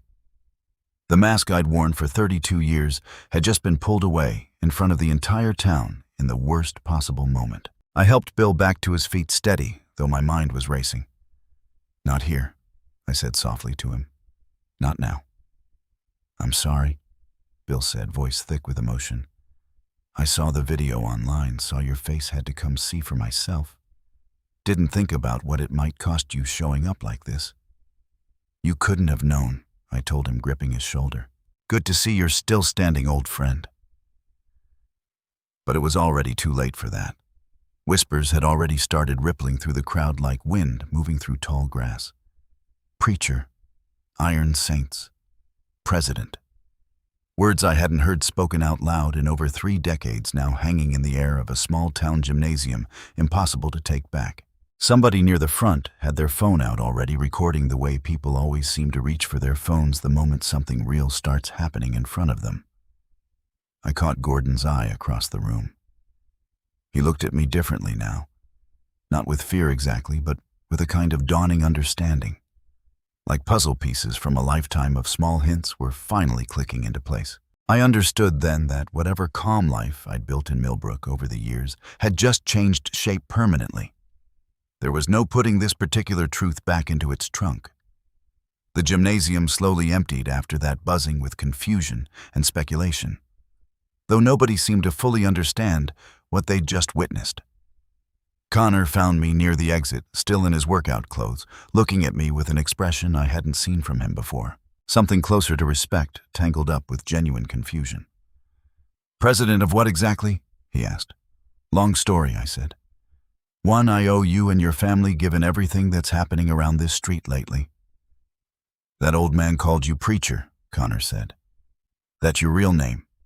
"It was a name, I said. "A different life. I'll explain if you're willing to listen instead of assume." He studied me a moment. "I think," he said slowly, "I owe you that much after tonight." He glanced back toward the ring, now empty folding chairs being stacked by a few volunteers from the youth center, the crowd thinning out slowly into the parking lot. "For what it's worth," he added, "losing tonight taught me more than winning ever did." Never thought I'd say that out loud.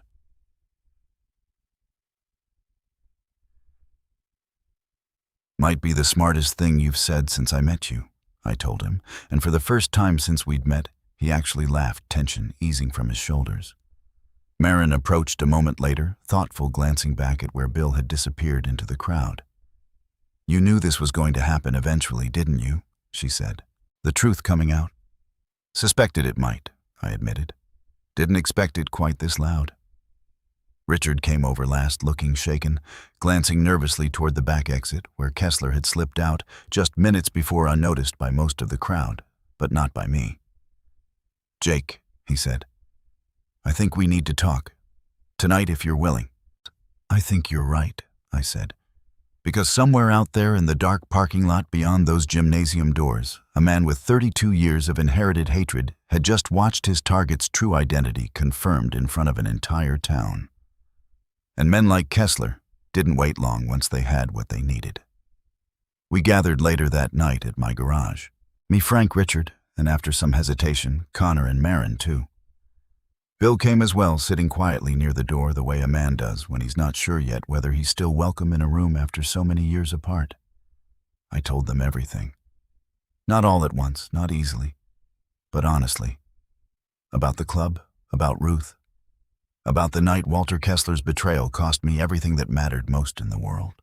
I told them how we built the Iron Saints from nothing. A handful of veterans and mechanics and men who didn't fit anywhere else, into something that stood for protecting the people who couldn't protect themselves. How we ran food to families during hard winters, escorted funeral processions for fallen officers, stood watch outside a battered women's shelter 2 counties over for nearly a decade without ever once being asked. Connor sat through most of it, arms crossed, absorbing a version of me he clearly hadn't imagined existed underneath the quiet mechanic he'd spent weeks mocking. "I'm sorry," he said finally when I finished. "For everything I said. I didn't know." "You couldn't have," I told him. "That's the whole point of 32 years of silence." Richard looked pale, sitting on an old stool near the workbench. "Dean Kessler is Walter's son," he said slowly, putting pieces together out loud. "The man I owe money to. The man who suggested this whole fight in the first place. That's exactly who he is," I confirmed. "Then this was never really about Connor at all," Richard said, voice tight with dawning horror. "It was about you the whole time. He used my son, used my debt to lure you out into the open." The room went still at that realization. Marin spoke up, then her voice steady despite everything. "So all of this," she said, "the party, the parking lot, the fight tonight, it was never random. It was always leading here." "Looks that way," Frank said grimly. He stepped forward, breaking the silence that followed. "There's more," he said, looking directly at me. "I got a call 20 minutes ago. From an old contact, someone who still keeps tabs on Kessler's movements." "What is it?" I asked. Frank's expression turned grim. "Kessler wants a meeting," he said. "Tomorrow night. Says it's time the two of you finally talked man to man about unfinished business between your families." The room fell into heavy silence. Bill spoke up from near the door, his voice carrying the weight of old memory. "I know that man's father," he said. "Knew him anyway before everything happened. Walter was a coward who dressed his fear up as ambition. If his son's cut from the same cloth, this meeting is a trapped president, plain and simple." "I don't doubt that," I said. Marin reached out, touched my arm gently, the same way she'd touched that old leather jacket days before, careful, like she understood exactly how much weight this moment carried. "Are you going to go?" she asked. I looked around that garage at faces that had somehow, over just a few short weeks, become people I cared about protecting. Then I thought about Ruth's list, about being allowed to live fully even after everything that had been taken. "I have to," I said finally. "Some debts don't stay buried forever. Might as well settle this one on my own terms instead of waiting for him to choose the time and place." Frank nodded slowly, already thinking 3 steps ahead the way old friends do when the danger becomes real instead of theoretical. "Then we prepare," he said. "Tonight. Because whatever Kessler's planning, I don't think it's just conversation he has in mind." Connor stood up suddenly, jaw set with a new kind of determination I hadn't seen in him before. "Whatever this meeting is," he said, "I want to help. This started because of my family. I'm not going to sit at home while you walk into something dangerous because of us." I looked at him a moment, seeing something shift in the young man who'd stood in my driveway weeks ago, arms crossed, certain he had nothing left to learn from an old mechanic next door. "We'll talk about that," I said. "One step at a time." Everyone eventually filtered out that night, one by one, back to their own homes, their own worries, their own versions of sleep that probably wouldn't come easy.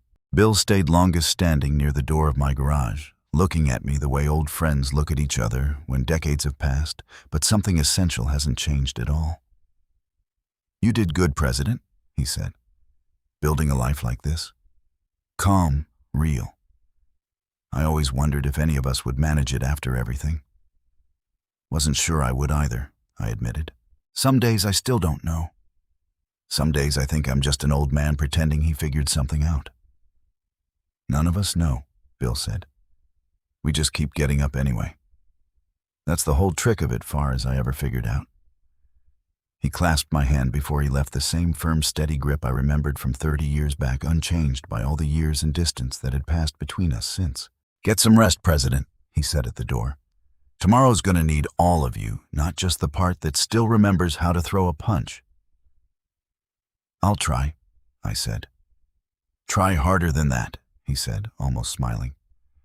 "Ruth would skin me alive if I let you walk into something half-rested."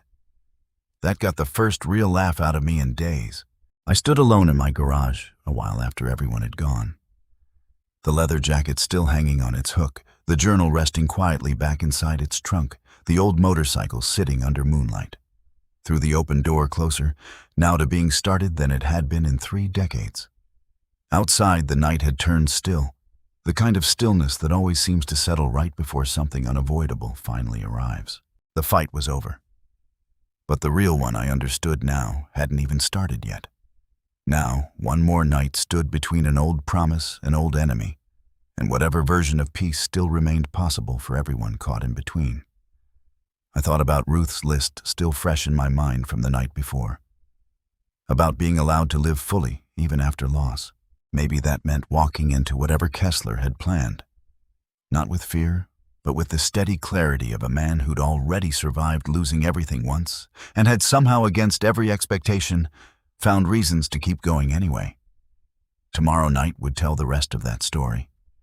Whatever it turned out to be, I intended to meet it standing the same way I'd tried to meet everything since the night I lost Ruth. Slower now, maybe. Grayer. But standing all the same. There's a kind of stillness that comes before a storm. Not silence exactly. More like the world holding its breath, waiting to see what a man will do when everything he's tried to protect is finally put to the test. I felt that stillness settle over Millbrook the morning after the fight. The town woke up different that day. People who'd known me for years now looked at me with new questions in their eyes. Questions they were too polite to ask directly, though I could see them sitting there anyway every time somebody passed me on the street. By nightfall, it would be gone completely. That particular calm, I mean. Replaced by something louder, sharper, more dangerous than anything Millbrook had seen in a very long time. This is the story of the night an old debt finally came due. And what a tired old biker learned about mercy, when mercy was the last thing anybody expected from him. I've thought about how to tell this part more than any other. Some nights, even now, I catch myself rehearsing it differently in my head, wondering if a younger version of me would have made the same choice standing in that warehouse. I don't know the answer. I only know the man I'd become by then, and what he chose to do with everything he'd learned. The meeting Kessler requested was set for a warehouse on the edge of town, an old grain storage building that hadn't been used in years, its metal walls rusted with decades of weather. I hadn't slept much that night, sitting instead at my kitchen table, coffee going cold, running through every possible version of how the next 24 hours might unfold. Frank arrived early, letting himself in the way old friends do not, bothering to knock. "You look like hell," he said, dropping into the chair across from me. "Feel about the same?" I admitted. He set a folder down on the table papers he'd gathered overnight from contacts still willing to do him favors. "Before we talk plan," he said, "I need you thinking clearly. Not like a man walking into a reunion with an old grudge. Like a man walking into a dangerous, calculated situation." "I hear you," I said. We moved out to the garage a few minutes later, spreading Frank's papers across the workbench where there was more room to think. Frank didn't like what little information we had. Said so plainly more than once as we went over it together that morning. "A man who picks a location like that isn't looking for conversation," Frank said. "He's looking for control. Empty building, no witnesses, only one road, in or out." "I know what it looks like," I said. "Then you know we can't just walk in there blind," Frank said. "We need eyes on that building before you ever set foot near it." Bill had stayed the night before sleeping on my old couch, and he spoke up from where he sat near the window, coffee in hand. "I can scout it," he offered. "Nobody around here knows my face. I can drive past, get a look at the layout, see if there's activity." "I appreciate it," I said. "But this isn't your fight, Bill. Hasn't been for a long time." Bill set his coffee down, looked at me with an expression I remembered well from decades ago. The look of a man who wasn't asking permission so much as informing me of a decision already made. "With respect, President," he said, "the day Walter Kessler's betrayal cost you Ruth, it became every one of our fights. That debt's been sitting unpaid on all our consciences for 32 years. Let an old man help settle it." I didn't argue further. Some things you let a friend do because friendship means more than protecting each other from risk. Sometimes it means standing shoulder to shoulder with the risk itself. Bill returned 2 hours later with information that made my stomach turn cold. "There's at least 4 men there," he reported. "Maybe more inside I couldn't see. 2 trucks parked around back, hidden from the main road." "4 men for a simple conversation," Frank said grimly. "That confirms what I already suspected." "There's something else," Bill added, hesitating. "I saw a car pull up while I was watching. Younger woman got out escorted inside by one of Kessler's men. Didn't look like she wanted to be there." My blood ran cold. "Describe her," I said, though some part of me already knew. Bill's description matched Marin exactly. I called Richard immediately, hands unsteady as I dialed. He picked up on the second ring, panic already thick in his voice before I said a single word. "Jake," he said, "Marin's gone. She left this morning to run errands, said she'd be back by noon. It's almost 2 now. She's not answering her phone." The world seemed to narrow down to a single sharp point of focus. "She's at the warehouse on County Road 9, I said. "Kessler has her." Silence on the line, heavy and horrified. "Why would he?" Richard started, then stopped, understanding dawning in his voice. "This was never just about the money, was it? Or even about you. He's using her to guarantee you show up exactly the way he wants." "That's exactly what he's doing," I said. "Jake," Richard said, voice breaking, "please, whatever you have to do, bring her home safe." "I intend to," I said. "But Richard, I need you to stay calm and stay near your phone. Don't call the police just yet. Not until I understand exactly what we're dealing with." "Why not?" he asked, confusion mixing with his fear. "Because a man like Kessler," I said, "with police sirens approaching, might do something desperate before anyone can stop him. We need to handle the first move carefully. Frank's already former law enforcement. He knows exactly how to bring the right people in at the right moment without triggering a disaster. Richard agreed reluctantly, his voice tight with the particular helplessness of a father unable to protect his child himself. I could hear him take a steadying breath on the other end of the line, before hanging up the sound of a man trying to hold himself together for the sake of everyone counting on him. Connor showed up at my garage 20 minutes later, having heard the news from his father, face pale with fear and fury in equal measure. He'd driven over so fast, his tires had left marks in the gravel, still wearing yesterday's clothes, clearly not having slept any more than I had. "I'm coming with you," he said before I could even explain the plan. "Don't tell me to stay home. That's my sister in there." I looked at this young man so different now from the arrogant kid who'd challenged me weeks ago in my own driveway. Fear had stripped away the performance, left something more honest underneath. "This isn't a fight with rules and a referee, Connor," I said carefully. "These are dangerous men.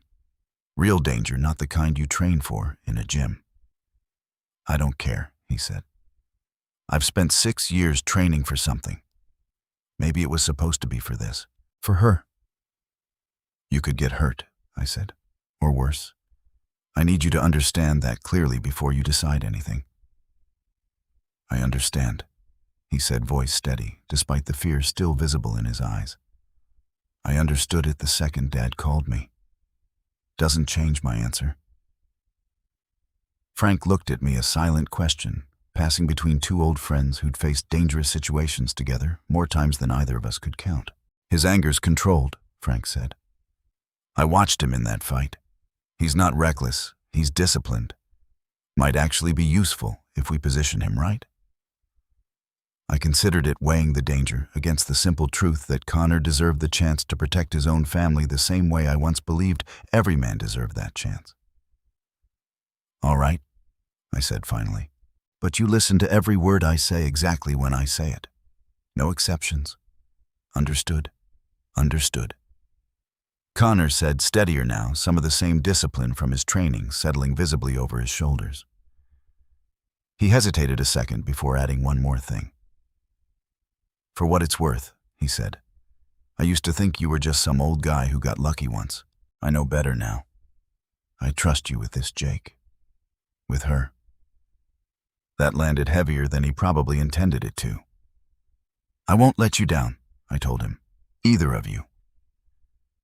Bill loaded an old rifle into the back of his truck, more for deterrence than anything else, a tool from a different lifetime that none of us particularly wanted to use.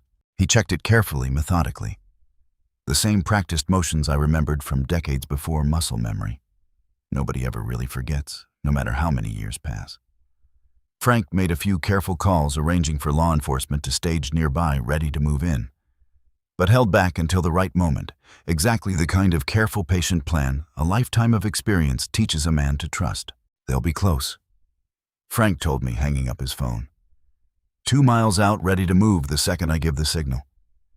"We do this right, Jake. No cowboy heroics." "Wasn't planning on any," I said.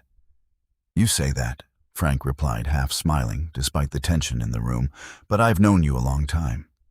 Sometimes plans and old habits don't agree with each other." I walked to the back of my garage one last time before we left. Pulled the tarp fully off the old Harley. I stood there a moment, hand resting on the worn leather seat, feeling 32 years of silence, pressing against a decision I could no longer avoid making. Turned the key. The engine caught on the second try, roaring to life. After 32 years of silence, the sound rattling something deep in my chest that I hadn't felt in longer than I could properly remember. I put on the leather jacket. Felt the weight of it settle onto my shoulders like it had never left. Connor watched all of this with something like awe, seeing perhaps for the first time the full shape of who I'd actually been underneath all those calm years, fixing lawnmowers and old trucks. "Ready?" Frank asked, straddling his own truck engine already running. "Ready," I said, and for the first time in 3 decades, I actually believed it.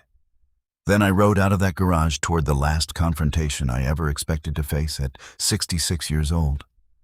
With an old friend, a young man finding his courage, and 32 years of grief finally ready to be put to rest.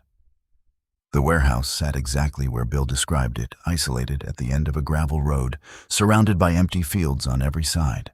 We approached slowly. Frank's careful planning putting law enforcement vehicles just out of sight, close enough to respond fast, far enough not to spook anyone inside prematurely. The engine's rumble beneath me felt strange after so many years of silence, both familiar and foreign at once, like meeting an old friend after decades apart and finding him mostly the same, but changed in ways only time could explain. I walked toward the entrance alone per Kessler's instructions relayed through Frank's contact. Connor and Bill stayed hidden nearby, ready to move if things went wrong, though every part of me hoped it wouldn't come to that.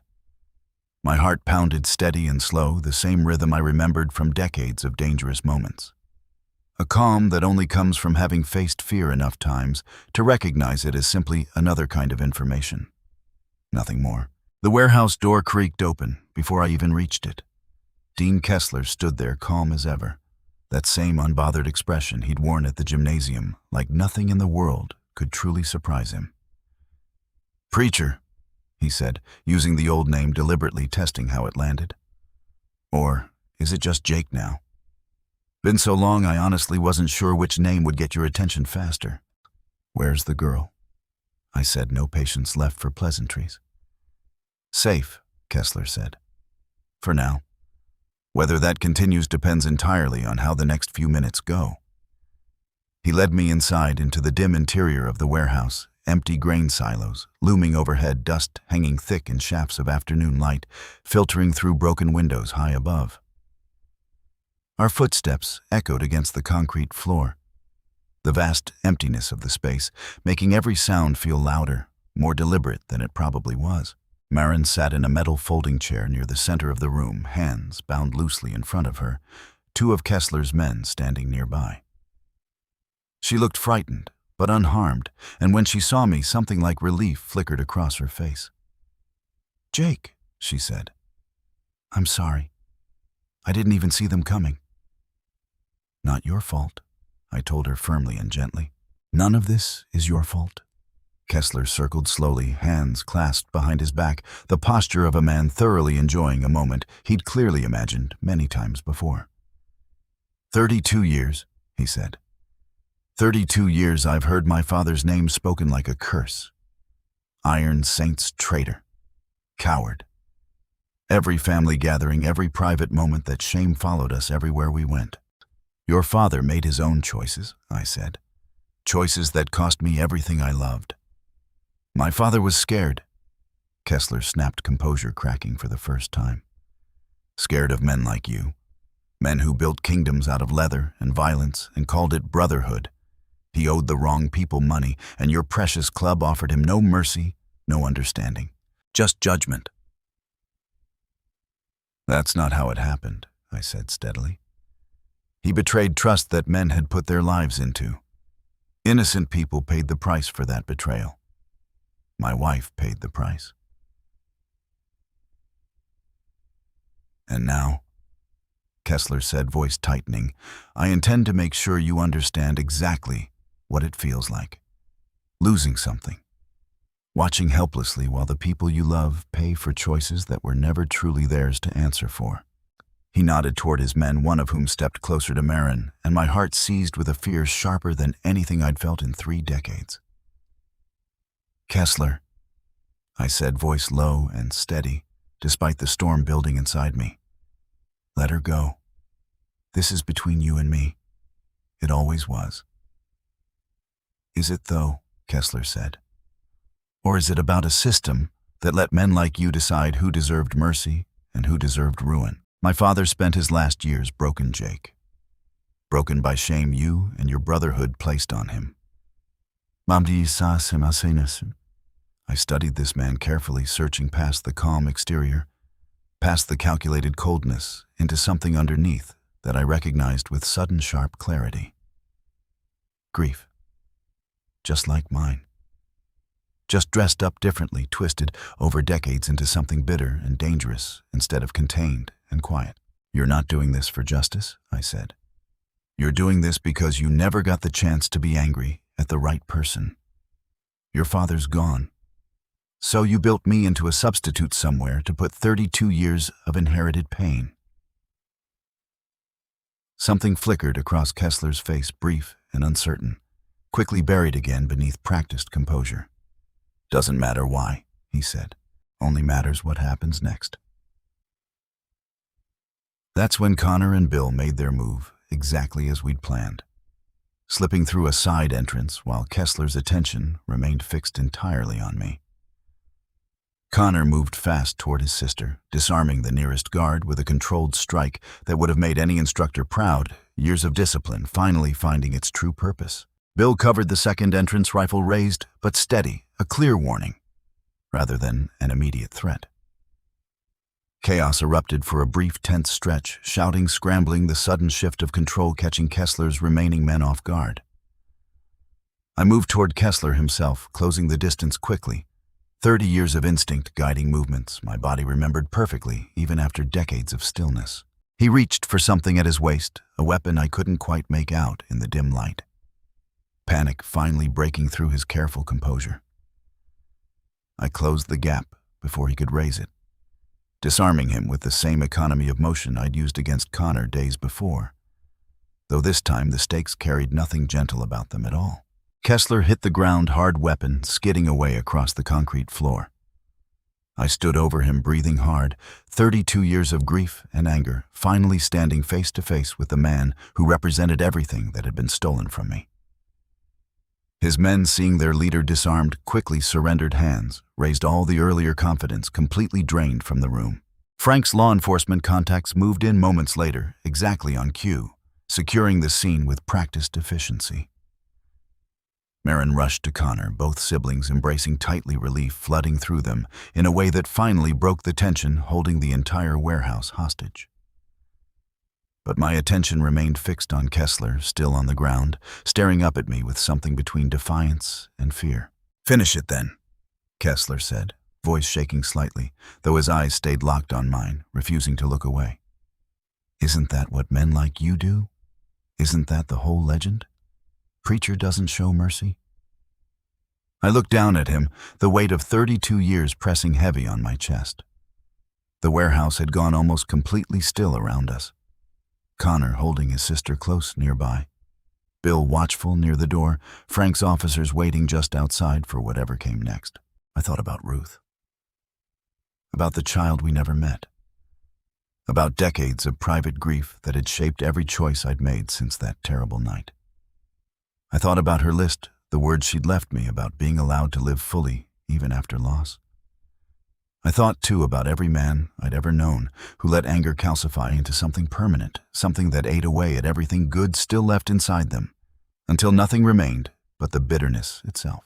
And I thought about a simple, unavoidable truth I'd learned over a lifetime of hard lessons. Violence doesn't end cycles like this one. It only passes them forward generation after generation until somebody finally has the strength to stop and choose something different. "No," I said. Kessler blinked confusion, replacing the defiance in his eyes. "What?" "I'm not going to finish anything," I said, "because that's exactly what your father's choices did to my family. Past pain forward without end. I'm done being part of that particular chain." I extended a hand toward him, the same gesture I'd offered Connor days before in that gymnasium. Kessler stared at my hand clearly, unable to comprehend what he was seeing. "Why would you help me?" he asked, voice barely above a whisper. "Because somebody has to break this cycle eventually," I said. "Might as well be an old man who's already lost everything he was afraid of losing." Slowly, hesitantly, Kessler took my hand, allowing me to help him to his feet. He stood there unsteady, looking around the warehouse like a man waking from a long, confusing dream, seeing clearly for the first time exactly how far his inherited anger had actually carried him. The law enforcement officers moved forward to take him into custody, extortion and kidnapping charges, already being read aloud, consequences he would rightfully face through proper channels, rather than through the violence he'd clearly expected. Before they led him away, Kessler looked back at me one final time. "My father used to say your name like it belonged to a monster," he said. "I don't think I understand that anymore." Your father was scared of the wrong things, I told him. Spend your time in there, thinking about what you actually want your own name to mean, once this is finally behind you. They let him out into the afternoon light, 32 years of inherited hatred, finally facing consequences that had nothing to do with vengeance and everything to do with simple overdue justice. I watched him go, feeling something loosen in my chest that had been tight for over 3 decades. A weight I hadn't fully realized I was still carrying until the exact moment it finally lifted. Frank came over, clasped my shoulder firmly. "Proud of you," he said. "Old preacher would have ended that different 30 years back. Man standing here now, he's better than that old version ever was." "Took long enough to get here," I said. "Most worthwhile things do," Frank replied, and for once neither of us felt the need to say anything more. We drove home slowly that evening, the adrenaline of the afternoon gradually giving way to exhausted relief. Marin rode with me on the old motorcycle arms, wrapped carefully around my waist, the way passengers had done decades before. Though this ride carried none of the danger of those old years, only the comfort of finally being safe. "Thank you," she said, voice barely audible over the engine's steady rumble. "For coming for me, for choosing mercy back there, even after everything he tried to do." "Mercy's not weakness," I told her, raising my voice slightly over the wind. "Took me most of my life to understand that properly." We rode the rest of the way in comfortable silence. The setting sun painting the sky in the same warm colors I remembered from rides decades ago, before grief taught me to stop noticing beautiful things. Richard met us in his driveway, pulling Marin into a fierce embrace the moment she climbed off the motorcycle. Tears finally breaking free after hours of carefully controlled fear. "I'm so sorry," he said over and over, holding both his children close. "I should have told Jake everything sooner. Should have found another way to handle this mess. I put you both in danger because I was too proud, too scared to admit how badly I'd failed." "You didn't fail us, Dad," Connor said, surprising everyone, including himself, by the steadiness in his voice. "You made a mistake. Different thing entirely. Jake taught me that this week, actually." Richard looked at his son, seeing perhaps for the first time the man Connor was actually becoming underneath all the noise and bravado of recent months. He pulled back slightly, wiping at his eyes, looking between his 2 children, like a man finally understanding just how close he'd come to losing everything that actually mattered. "I need to make things right," Richard said, finally looking toward me. "Not just with Kessler's debt. With this whole street, this whole town, honestly, given how publicly all of this played out." "What did you have in mind?" I asked. Richard was quiet a moment, thinking carefully, glancing back toward his house, toward the wide stretch of unused property behind it that had always struck me as somewhat wasteful for a family of 3. "Your garage," he said slowly. "It's more than just a place you fix engines, isn't it? It's where Connor actually learned something real about himself. Where my daughter felt safe enough to ask real questions about fear and courage." "It's just a garage," I said, though we both knew that wasn't quite true anymore. "I want to help expand it," Richard said. "Turn part of my property, the land behind our house, into a proper trade school. Mechanics, woodworking, whatever practical skills this town's young people need but rarely get taught anymore. You'd run it obviously if you're willing. I'd fund it properly, no strings attached."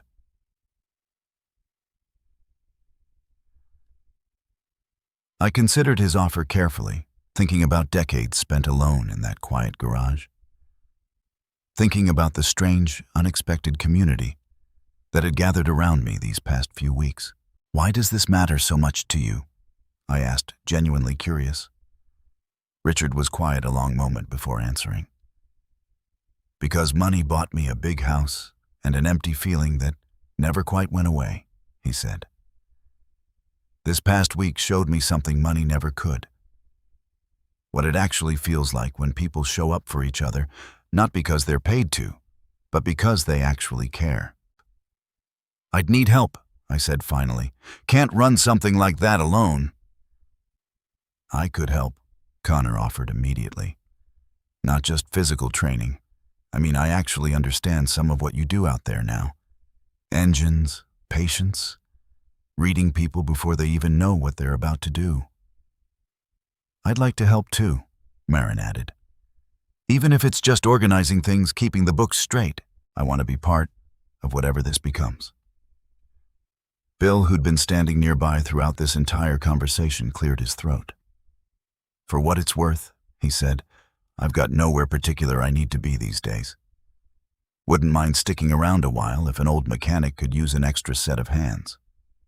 Frank, leaning against his truck nearby, laughed. Careful, Jake, he said. Sounds like you're about to become a lot less retired than you planned on being.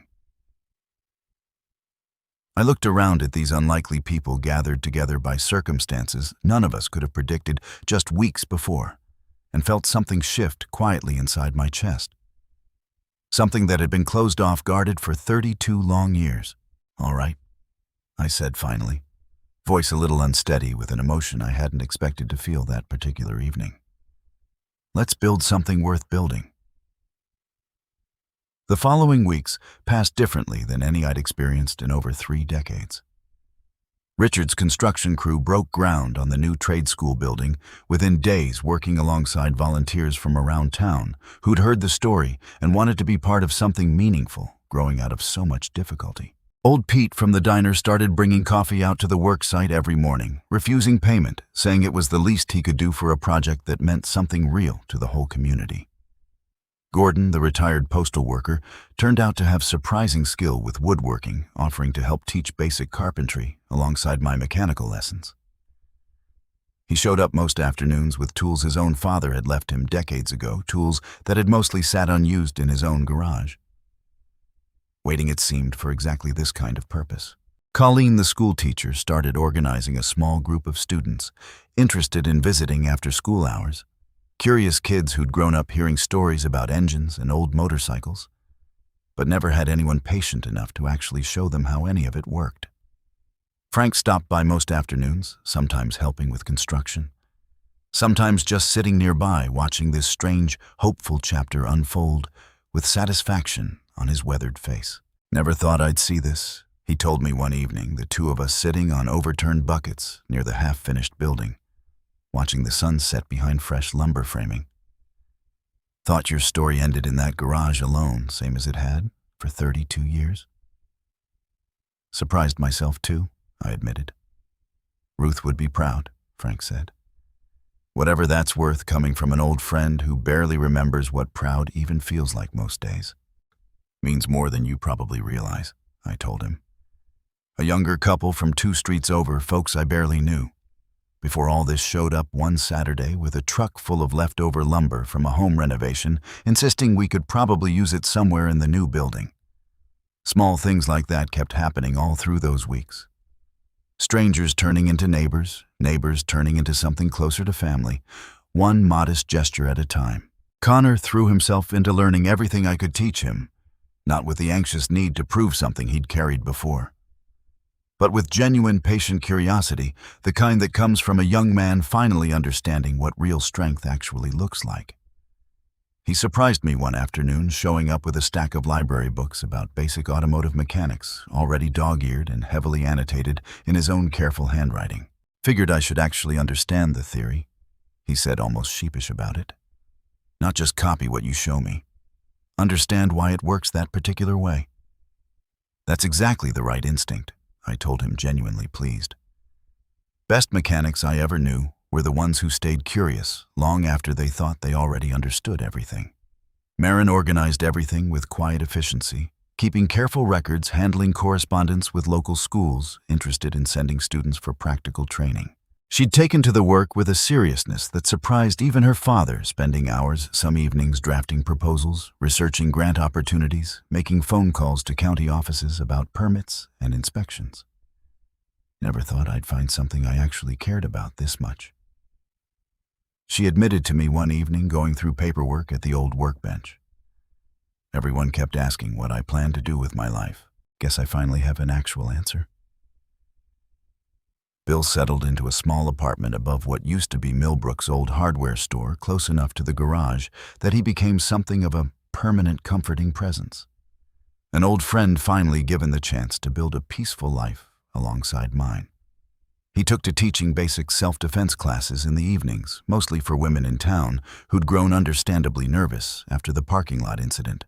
Months before, patient and gentle in ways that surprised people who only knew him from his weathered, intimidating appearance. Funny, he told me one night, the two of us closing up the garage together. Spent so many years wandering, looking for something worth settling down for. Turns out it was right here the whole time. Just took the right circumstances to bring me back. Door's always open, I told him. Was always open, actually. Just took 32 years for either of us to walk back through it. One evening, about 3 weeks after everything had settled, Marin found me alone in the garage, working quietly on an old truck engine that had nothing particularly wrong with it anymore. Though I kept adjusting things anyway, needing something for my hands to do while my mind wandered through decades of memory. "Can I ask you something?" she said, settling onto her usual stool. "Always." "That ring you wear," she said. "The one on the chain. You never told me the whole story." I set down my tools, considered the question a long moment before answering honestly. "It was meant for Ruth," I said. "Bought it a week before she passed. Never got the chance to give it to her properly." Marin's expression softened with understanding. "I'm sorry, Doc," she said. "I shouldn't have asked." "No," I said. "It's all right. 32 years I've kept it close, never quite sure what it was waiting for." I told her the whole story then, about picking it out at a small jewelry shop 2 towns over, about planning to give it to Ruth on their 10th anniversary still 6 weeks away when everything fell apart, about carrying it every single day since a promise. I never got the chance to keep, turned instead into a private grief I carried close to my chest. I remembered the shop owner, an older woman with silver hair and careful hands who'd spent nearly an hour helping me choose exactly the right one patient, with a nervous younger man who kept second-guessing himself. I remembered driving home that afternoon, rehearsing what I'd say when I finally gave it to Ruth. Certain I had weeks yet to get the words right. I used to think, I said, that keeping it hidden was a way of honoring her memory, keeping that promise sacred, untouched by anyone else. "What changed?" Marin asked. I reached up, unclasped the chain, carefully held the small silver ring in my palm. "I think I finally understand," I said. "It wasn't meant to sit hidden under a shirt collar forever. It was meant to remind somebody that promises still matter, even after everything's been lost." I held it out toward her, not as a romantic gesture, but as something far simpler and, in its own way, far more important. "I'd like you to have it," I said, "not as anything more than what it is, a reminder that somebody out there is always willing to stand between you and whatever tries to hurt you. The way family does, whether it's blood or something chosen along the way." Marin's eyes filled with tears as she accepted the small ring, holding it carefully in her palm. "I'll take care of it," she said. "I promise." "I know you will," I told her. "That's exactly why I'm giving it to you." She looked at the ring, then back at me, understanding settling clearly across her face. "Ruth would have liked you giving it away like this," she said. "Wouldn't she? Letting it mean something new instead of just staying locked up with old grief." "I think she would have," I said, my voice a little unsteady. Matter of fact, I know she would have. Read something she wrote not too long ago that told me exactly that.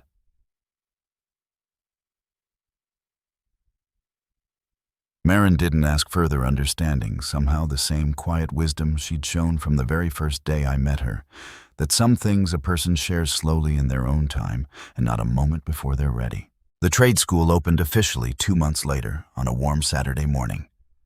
The whole town gathering to celebrate what had grown from such unlikely difficult beginnings.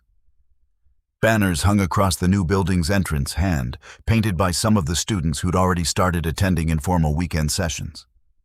Bright colors celebrating something that had started just months before, as nothing more than an old man's private grief. I stood at the front of a small crowd, feeling strange in front of so many attentive faces, though far less strange than I would have felt just a few months earlier before this whole complicated chapter of my life began. I spent 32 years believing solitude was the same thing as safety, I told the gathered crowd. Believing if I stayed small enough, stayed hidden enough, grief couldn't find new ways to hurt the people around me. I looked out at familiar faces. Old Pete, Colleen, Gordon, Frank standing near the back with his arms crossed, the same proud, steady expression he'd worn my whole life. Bill beside him, finally home after decades of wandering. Richard, Connor, and Marin standing together near the front, a family healing slowly from wounds none of them had asked for. I was wrong about that, I continued. Real safety doesn't come from hiding. It comes from community, from people willing to stand beside each other when things get difficult instead of turning away. I thought about Ruth's list still resting safely in that old journal, words finally fulfilled in ways I never could have predicted when I first read them. This place, I said, gesturing toward the new building behind me, isn't just about fixing engines or building furniture or teaching practical skills, though it's certainly that too. It's about teaching this next generation something more important. That strength isn't about proving yourself against somebody else. It's about showing up again and again for the people who need you most. A young boy near the front, maybe 10 years old, raised his hand suddenly, interrupting the moment with the fearless honesty only children seem to manage. "Is it true you used to be in a motorcycle gang?" he asked, and the crowd chuckled warmly at the innocent bluntness of it. "Club," I corrected, gently smiling despite myself. "Not a gang. Big difference, even if it doesn't always look that way from the outside. We protected people, helped folks who didn't have anybody else looking out for them." "Like what you did for Marin?" the boy asked.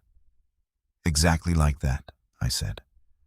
"Some things don't change no matter how many years pass or how much a man tries convincing himself he's finished with that kind of life." The crowd applauded warmly, and I caught Marin's eye across the gathering, the small silver ring now hanging from a delicate chain around her own neck, catching the morning sunlight. Connor stood beside her, nodding slowly, understanding written clearly across his face, a young man who'd started this story looking for a fight and ended it, finding something far more valuable instead. That evening, after the celebration wound down, I rode my motorcycle out past the edge of town, alone the way I used to ride decades ago, when I needed space to think clearly. The engine's steady rumble beneath me felt like an old friend returning after a long absence, familiar and comforting in ways words could never quite capture. I stopped at a quiet overlook, watching the sun set slowly over fields that had witnessed generations of ordinary lives, each one carrying its own private struggles and small hard-won victories. I thought about how strange it was sitting there in that particular spot. I'd ridden past this same overlook 100 times 30 years ago, never once stopping long enough to actually notice it. Grief has a way of narrowing a man's vision like that, keeping him moving forward without ever really looking around. I thought about the man I used to be 32 years ago, angry, grieving, certain the world owed him something it could never actually repay. I thought about the man Kessler had become, trapped by inherited pain he'd never fully chosen for himself. Finally facing consequences that might, given time and genuine reflection, offer him a path towards something better than the bitterness that had consumed his father before him. I'd learned through Frank that Kessler had already requested to speak with a counselor while awaiting trial, a small but genuine first step none of us had expected. Maybe some cycles could still be broken, given enough patience and enough honesty. And I thought about the strange, unexpected family that had grown around me these past few months. Not blood relatives mostly, but chosen all the same, gathered together by circumstances none of us could have predicted, bound now by something stronger than the fear and grief that had once kept us all so carefully separate. I pulled Ruth's old list from my jacket pocket, reading it one final time under the fading evening light. Tell him he's allowed to be happy again. That's not betrayal. That's just living. I folded the paper carefully, tucked it back into my pocket, and looked out at the horizon, feeling something settle into place inside my chest. Something I hadn't felt in over 3 decades. Peace. Not the empty, isolated peace of hiding from the world. Something fuller than that. Earned rather than simply endured.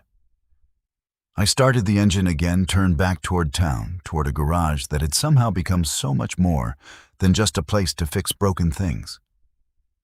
Behind me, the sun finished setting, painting the sky in warm, generous colors. Ahead of me, for the first time in longer than I could properly remember, the road looked like it led somewhere worth arriving. People sometimes ask me, even now, whether I regret those 32 quiet years, hiding an entire life behind an old mechanic's apron and a locked wooden trunk. I tell them no. Not because those years were easy. They weren't. Grief doesn't work that way. Doesn't simply fade because enough calendar pages turn over, no matter how much a man might wish it did. Some mornings, even now, I still reach for a second coffee cup out of habit before remembering all over again that Ruth isn't there to share it with me. Grief has a way of visiting unannounced even years after a man thinks he's finally made peace with it. But because sometimes silence isn't the end of a story. Sometimes it's simply the space a person needs to heal enough to eventually stand up straight again, when the right moment finally arrives. I think about that old trunk sometimes, sitting now with its lid open more often than closed, the leather jacket hanging visibly on its hook instead of hidden away in darkness. Funny how a man can spend 3 decades guarding a secret only to discover the truth, once finally spoken, made him lighter instead of exposed. A rich man's son once demanded a fight, certain he understood exactly what strength looked like. He learned eventually, same as I did decades before him, that real strength rarely announces itself loudly. It shows up patiently, exactly when the people you love need it most. And sometimes, if you're fortunate enough, it teaches an old, tired heart that it's never too late to build something worth protecting all over again. If there's one thing I hope this story leaves behind, it's simply this. Whatever you've buried, whatever private grief you're still carrying alone somewhere, it doesn't have to stay buried forever. Sometimes the people worth trusting with that truth are standing closer than you think, waiting patiently for you to finally open the door. I still make 1 cup of coffee every morning, black, no sugar. Some mornings, I drink it alone on the porch, same as always. Most mornings now, somebody wanders over before it's even finished brewing, Connor, with a question about a carburetor, Marin, with paperwork that needs a signature bill, just looking for company. Funny how a man can spend 32 years perfecting solitude only to find out community was the thing he'd actually been missing the whole time.